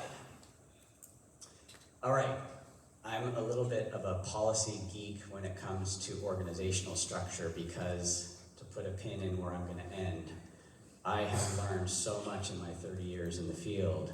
So many times people in community come forward to like a county or a city council meeting and say, you need to make this thing happen, and that legislative body has no authority to do anything about it because it's a federal policy or a state policy. So I spend a lot of time trying to figure out, and of all the programs we have in County Human Services, some of them have no federal funding, some of them have no state funding and 100% federal funding, and a very small number are only county general fund. So this just gives you a little window to sort of how we're organized. At the federal level, the U.S. Department of Agriculture is the federal department that oversees SNAP. That comes down to the state of California. The state of California, our parent department, is the California Department of Social Services, who of course called it Special CalFresh. And in California, I think it's one of 13 states, those services are administered through county.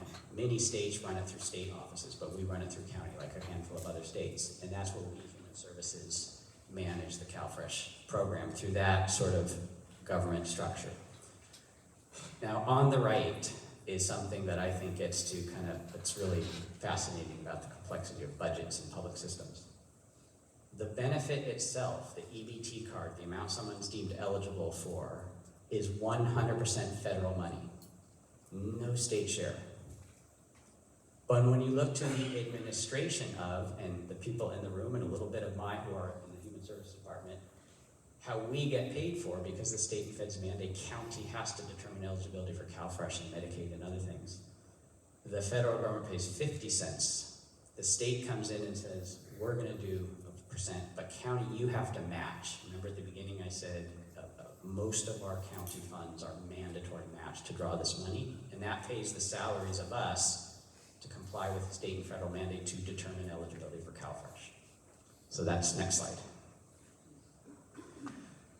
Basic eligibility. So number one, you have to be a resident in California, and there is a whole process you have to go through to prove you're a resident. Now this gets back to who makes the rules. The federal government pays that EBT card that somebody gets, and we'll get to those numbers in a minute. That's federal money, so the federal government determines who's eligible. And there is this thing called the Federal Poverty Level, or FPL. That's a federal rule. It is not based on cost of living. So somebody in Kansas is dealing with the same eligibility criteria at the federal poverty level of coastal, expensive Santa Cruz. That's not a rule we make. That's the federal government's rule, that they say there's a federal poverty level, and to be eligible for CalFresh, you cannot make more than 200% of the federal poverty level. Now, 200% of the federal poverty level is an archaic calculus that in no way aligns with actually what the cost to function is. And that's a federal policy, and the feds would have to change that. So, just to give you an example, for 1 month, if you're a single individual, because the grant amount you get in CalFresh is based on household composition, one of you, two of you, and there's all this stuff that the team here knows that I don't always know about, who's in the house and cooking and all this other stuff. I don't know how you do it. But you cannot make more than $2,510 in a month, or you're above the federal poverty level. You're ineligible to get CalFresh. And we don't make those rules. We get this call a lot. People call and say, but they're living in poverty. And yes, but they're not eligible for CalFresh, not because of our rules. So that's income. And then, of course, a topic of great controversy and a hallmark of the current president, point 1 and point 2 now, is the issue of immigrant status. You cannot be an undocumented immigrant and be eligible. And just to underline the drama and the behavior of the current federal administration, even though nobody in California who's an undocumented immigrant can be eligible for and enrolled in CalFresh, there's all these rules and all these audits that confirm we do not do that in California. The current administration doesn't believe us, so has doubled down and is in the process of auditing California to make sure not a single undocumented immigrant is on CalFresh, creating all this extra work and drama that's going on as we speak. So next slide. All right, the numbers. Our single largest program is Medi-Cal. It's tied to income, and there's some other things, and there's also asset tips waivers. Do you know what I'm talking about to my colleagues here? Where you can have assets that maybe you can't in CalFresh. But we have almost, at the pandemic, over 90,000 people in Medicaid. But this is the numbers of CalFresh. Last fiscal year, non-duplicative, people come in and go, and they're seasonal, of course, here that people know very well. We had almost 49,000 people enrolled. Point in time, it ebbs and flows and changes. As of last month, we had over 33,000 people on CalFresh.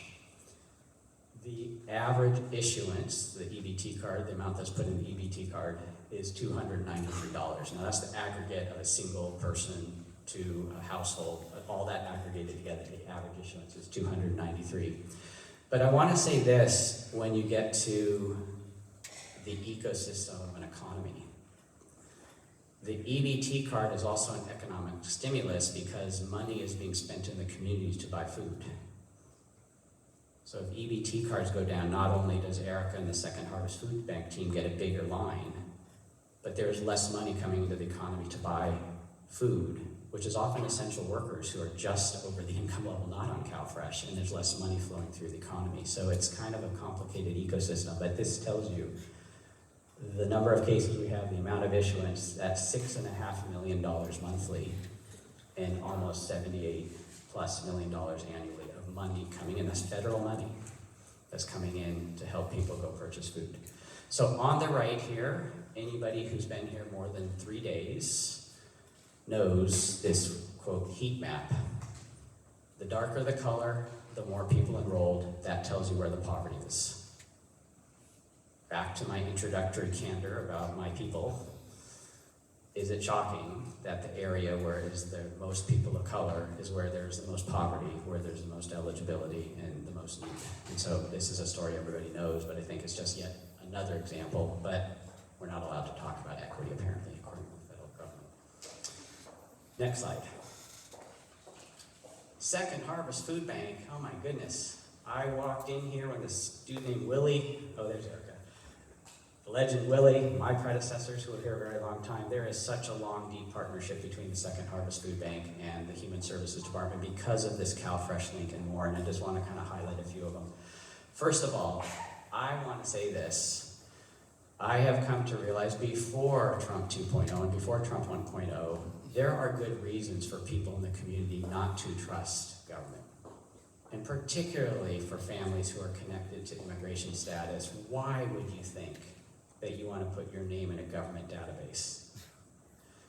We need community partners to be the face of what we do very often, because that is more likely to help certain people feel more comfortable and confident and trust a community partner to consider getting benefits from us. So we are better because we work together, and particularly on CalFresh with the Second Harvest Food Bank, because we would not have as many people getting that benefit if we did not have this relationship. So Second Harvest Food Bank is, by definition of who they are, and as Erica's slide showed, the second largest source of food next to CalFresh, the community partner that we need to work together. And keep hugging, Erica. I want to make sure people know when I talked about that whole thing, we cannot contract out services, we squeeze as much of our administrative money and we walk a very delicate line because, and some of my staff have heard this before, but the money we pull aside to put in community contracts is money we're not taking to hire up more staff. And we do never have the right balance because if we don't have enough staff, the wait times in the lobbies are longer, the wait times on the call center are longer, but if we don't have the partnership and give some money to our community partners, we don't have people trusting and coming to community ambassador to come in. And that's the one area we have a little bit of discretion, but most people, it's complicated. You have to have trust to be able to talk about this dynamic. So there has been contract with Second Harvest Food Bank that started in 2010 to actually be sort of a community ambassador to help educate the community about CalFresh. And so this goes back and we stand on the shoulders of Willie and my predecessors. CalFresh Awareness Month. Today's forum, we partly paid for. So part of our contract with Second Harvest Food Bank, and I think this goes back 10 years, Rocio, is that right? 12? That the contract was added to say, please be our administrative partner to actually hold a yearly event during the month of May to celebrate CalFresh. So this is actually a financial arrangement where we've taken some of our admin money. And then just educate with flyers, Erica getting in the news, CalFresh, we're a team. And then this didn't exist where I used to work. There is one, I don't know if you knew this, I didn't, only one community-based organization in Santa Cruz County, the county, has a yearly fundraiser to support. Now all of us who are county employees, we can sign up for this yearly thing where you can take some of your income and put it towards CBOs that you want to support. And that's people's individual choice. But every year, Santa Cruz County in total, and the 2,800 people that we are, has a dedicated fundraiser to try to raise funds out of the pockets of county employees. And we do all these fun things and baskets and buy cards and incentivize and sends all kinds of stuff out. And we raise money and we send it straight over to the food bank. That's the only community-based organization that we do that for. And I just pause. That says something about the history of the counties choosing, and that's a choice, and that might be offensive to other partners because everything's important, but Maslow's hierarchy of needs, food insecurity is close to the very bottom. So, and this is not to toot our horn, this is probably nothing compared to what Erica and Willie do to raise money, but it is, a contribution. In the last 5 years, we've raised almost $370,000.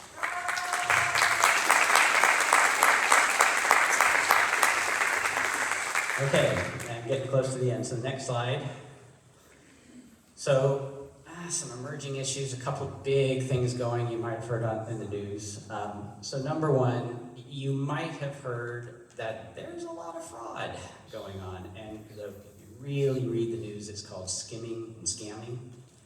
But when it went from a stamp to an EBT card, and when EBT cards, classic government, were behind Silicon Valley, we don't have tapping and the chips and all that stuff, there has been a lot of fraud throughout the entire country of people's EBT cards.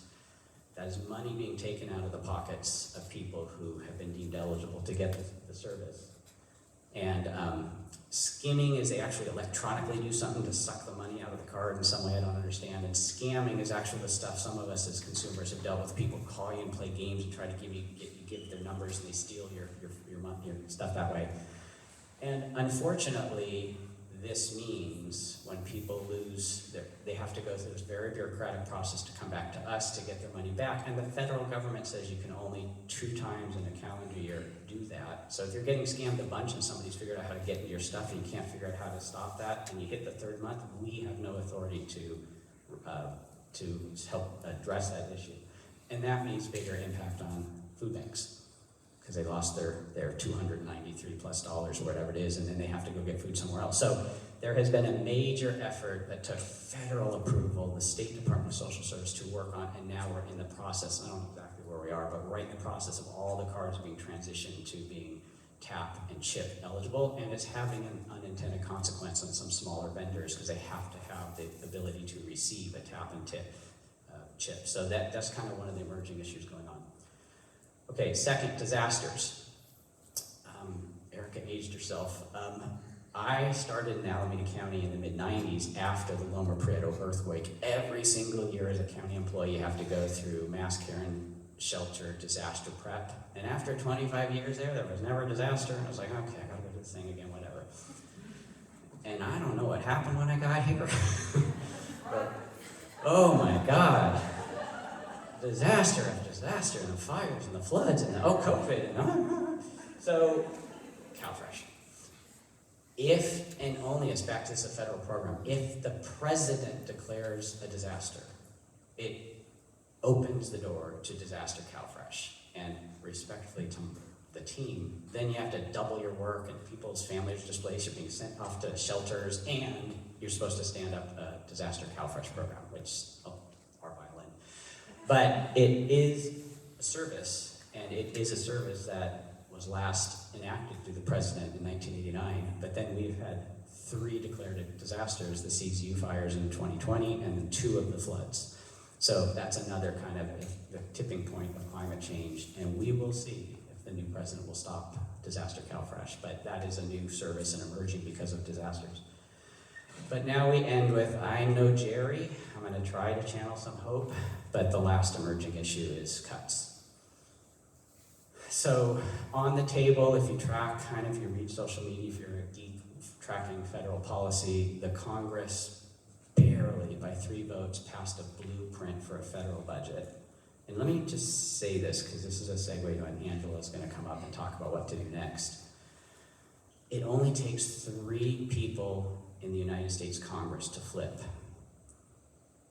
to vote against this. And hear this, as I think you know this. Most red states and blue states that voted for the current president and voted for a Republican person to be in Congress, about 50% of their constituents are on food stamps and Medicaid.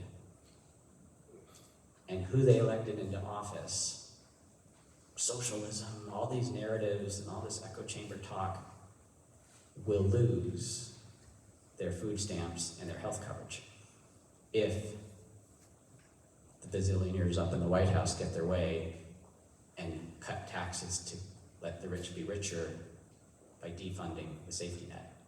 So if you track that, this isn't about a progressive California congressperson.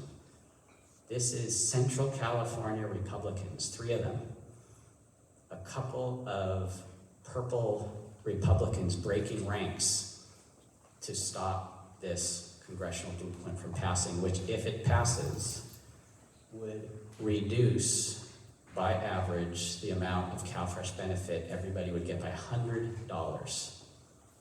You got food in the bank there, Erica? And the answer is she got cut. So we are in this ecosystem of everything being cutted, and we have to figure out how to work together, which leads to my final slide.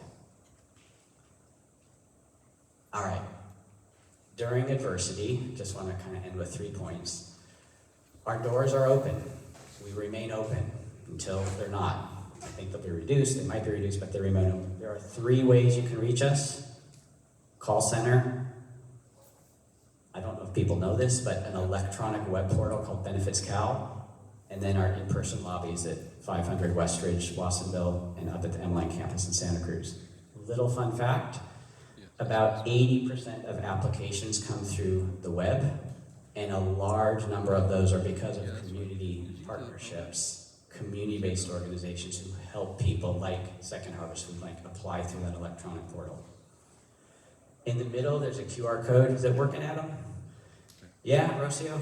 The QR code is to a website. We are fortunate, I think, to have a board of supervisors who cares deeply about what's happening. We've set up a website that you can QR code this and get a picture of it that speaks to all the things we're trying to do to try to help support the community. And Tuesday's Board of Supervisors, sponsored by Watsonville Supervisor Felipe Hernandez, there is a board resolution opposing officially federal cuts to many of the federal programs, including CalFresh. We couldn't get the QR code up because it just posted publicly last night, but anyhow that. And then I'll end trying to be Jerry. Actually, you should come up here for this. All right. My worry, partner, is in times of scarcity, people suck down into their silos and fight for crumbs. We are going to lose. Those who hold power win when we don't become a team. Because if I just fight as a human services professional for CalFresh, and I'm not fighting for Erica's Food Bank, or if she's not fighting for Department of Agriculture to send more chicken, and not fighting for we have to be a team. There are more of us in this country who care about this than not. Which leads to advocacy, and this cues up you, Angela.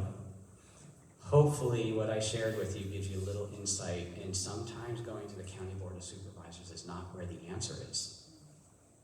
Where do you go? Hopefully this gives you, this actually isn't the state legislature. We have a supermajority who care about it. This is federal. The Congress and the Senate have to vote no to these footprints. And hope, well, that hug worked. That hug worked. All right, so let's have a little bit.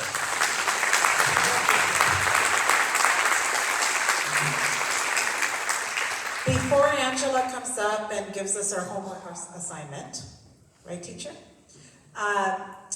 Randy and I can entertain a couple questions. If anyone, anything that Randy said, anything that I said, is there a question that you're vacillating in your mind? Is there a comment you'd like to make? This is our opportunity to do some of that sharing that happens in our traditional CalFresh forums. So is there a question? Is there a comment you'd like to make? If so, raise your hand. There's a mic here on the floor and we'll take it to you. Don't be shy. This is we work. It takes all of us. Yes. Hello everyone. My name is Ariel Santana. I work for EDD Workforce Services here in Capitola. I'm the designated state outreach to our farm workers, so it's very nice to be here. On behalf of our manager in the office, she couldn't come, but and I thank you for the work that you do and everyone here. I'm sitting next to Barbara with La Manzana, and I'm like always inspired by the work that they do, so I want to applaud them as well.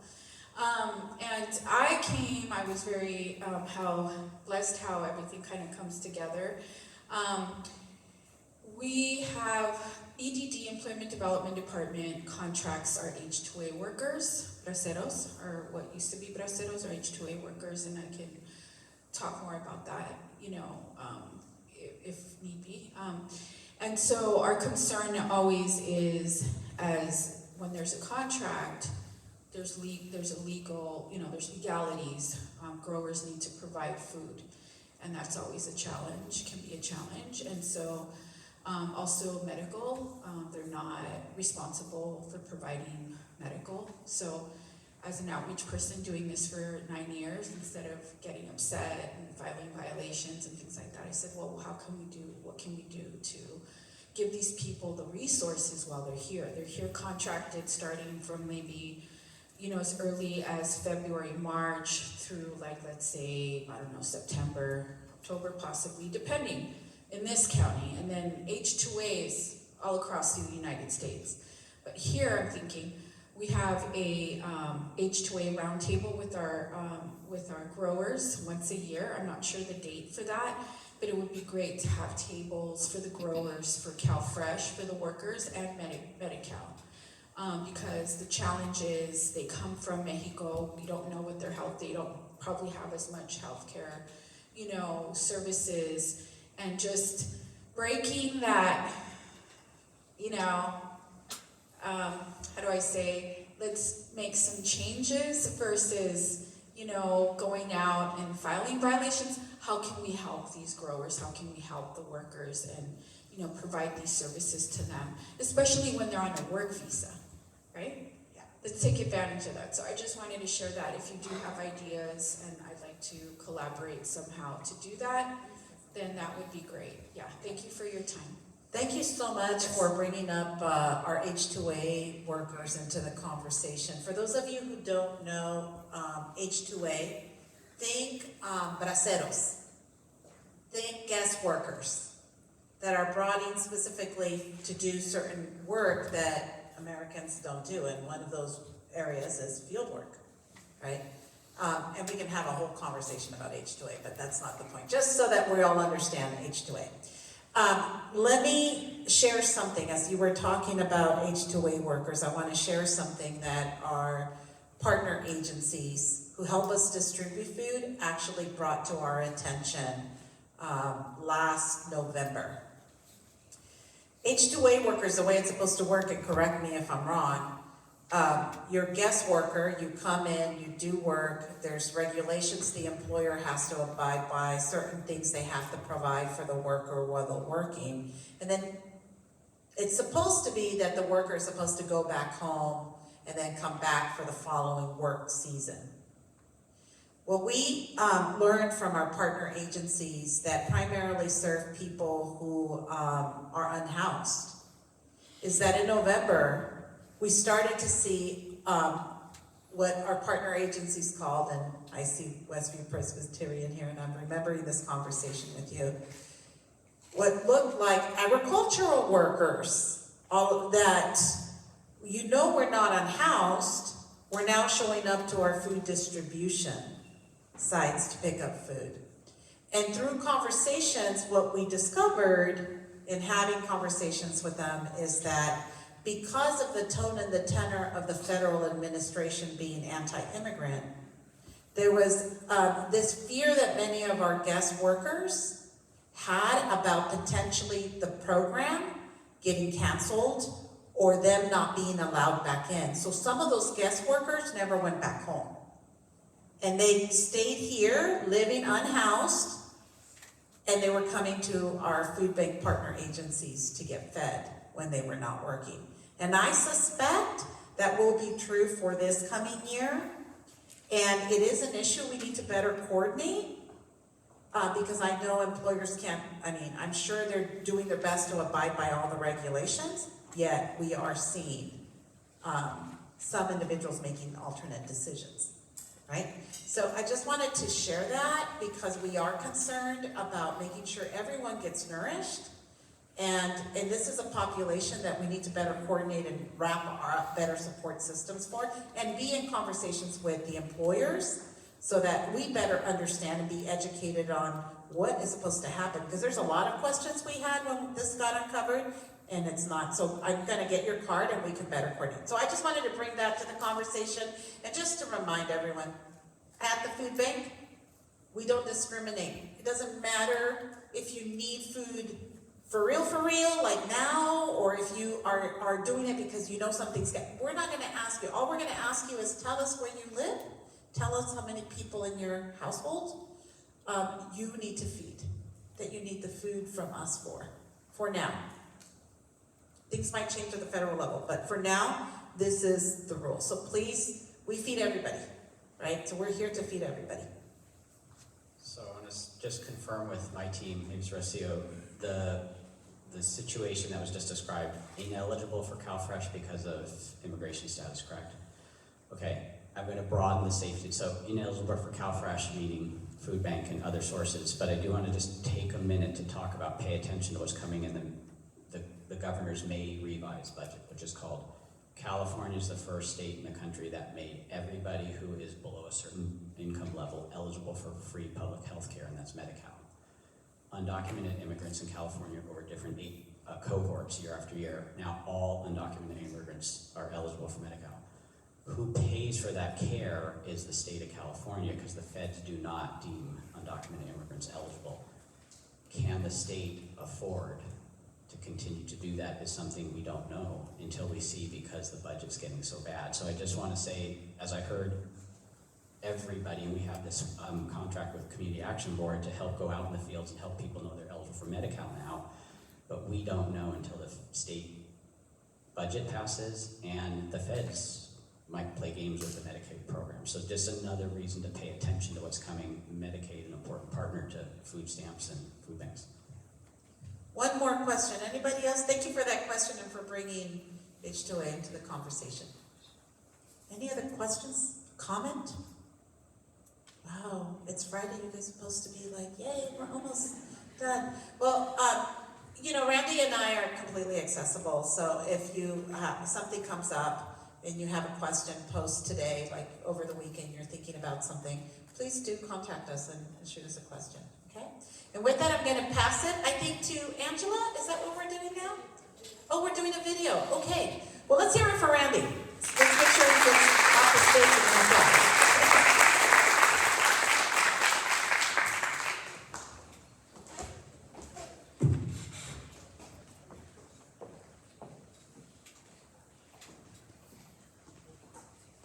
Okay, so we have one of our last videos, testimonials again.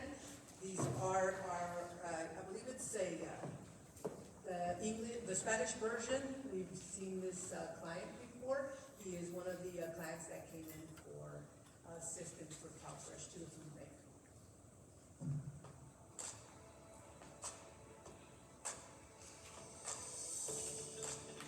Vivo con mi esposa y con mi hija.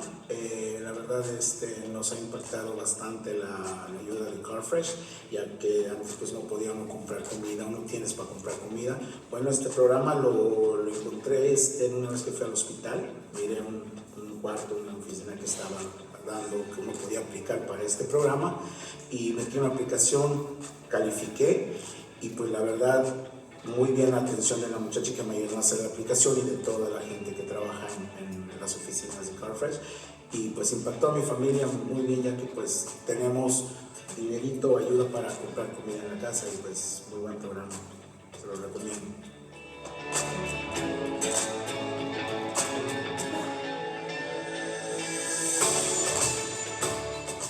Bueno, la verdad ha impactado mucho, porque ya tengo dinero para comprar comida en la casa.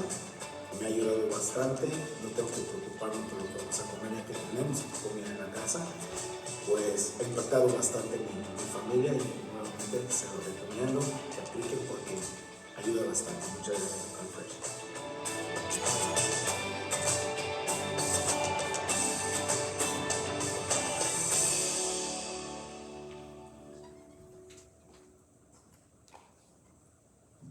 Okay, and with that, we are going to go ahead and hand it over to Angela.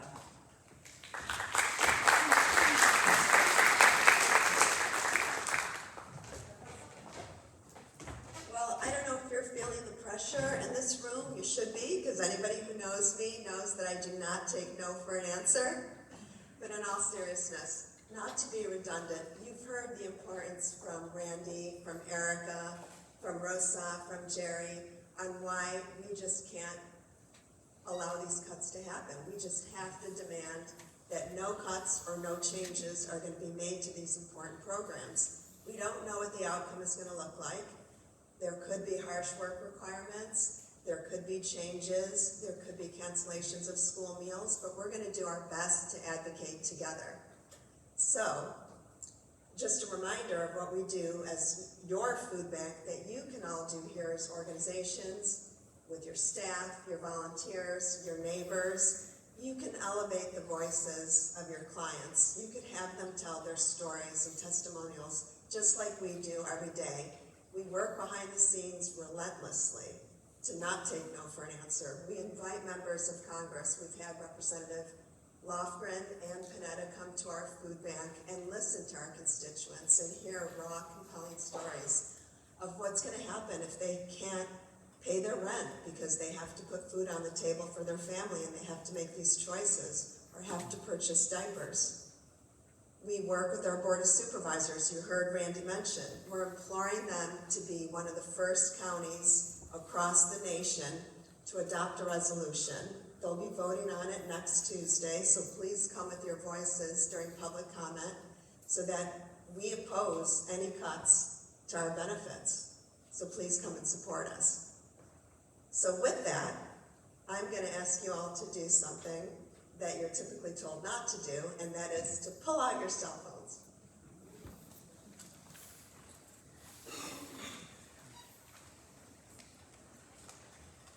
Make sure your cameras are ready.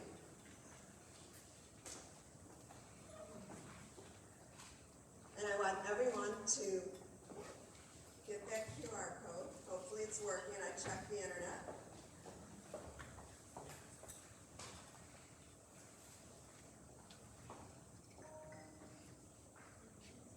Now I promise everyone's going to get an A+ on this. It'll take you 1 minute to be a full advocate. Where it says, take action, protect CalFresh from harmful federal cuts, this is really important because all of these letters are going to get to our Congress before they submit their markup bill for the budget reconciliation next Wednesday. You can type in your own home address or that of your organization. Once you do that and submit, it should take you to which representative is yours. It's either going to be, unless you're from outside the county, Lofgren or Member Panetta. Is it working for you? It's working, Angela, great job. Now it should take you to the body of the letter. You could either adopt it, which I suggest you do, or put in some extra words if you need to. Just sign your name to it.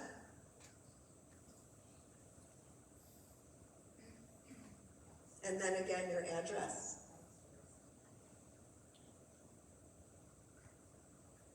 And you hit submit. And you'll get a personalized email that then you can share this on social media and get all of your neighbors, all of your network to do this. So when you've completed it, raise your hand. See how easy that was to do? And so now your reward is a Togo's lunch. And if anyone is interested in joining our participant advisory committee that we've set up, Wanda is one of our members. We meet on a monthly basis, and she has spoken at a press conference when the USDA cuts first came. She was also part of the meeting with Congresswoman Lofgren and talked about the assistance that she's giving to all of the seniors and how detrimental these cuts would be to them.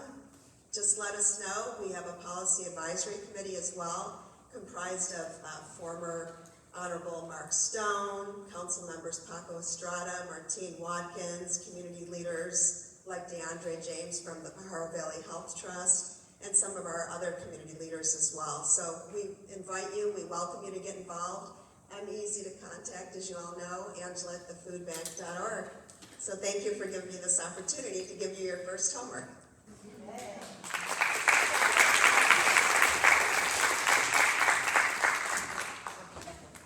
Okay, so that concludes our event for today. I just want to take the time to thank everybody, including all of our speakers who took the time from their busy days.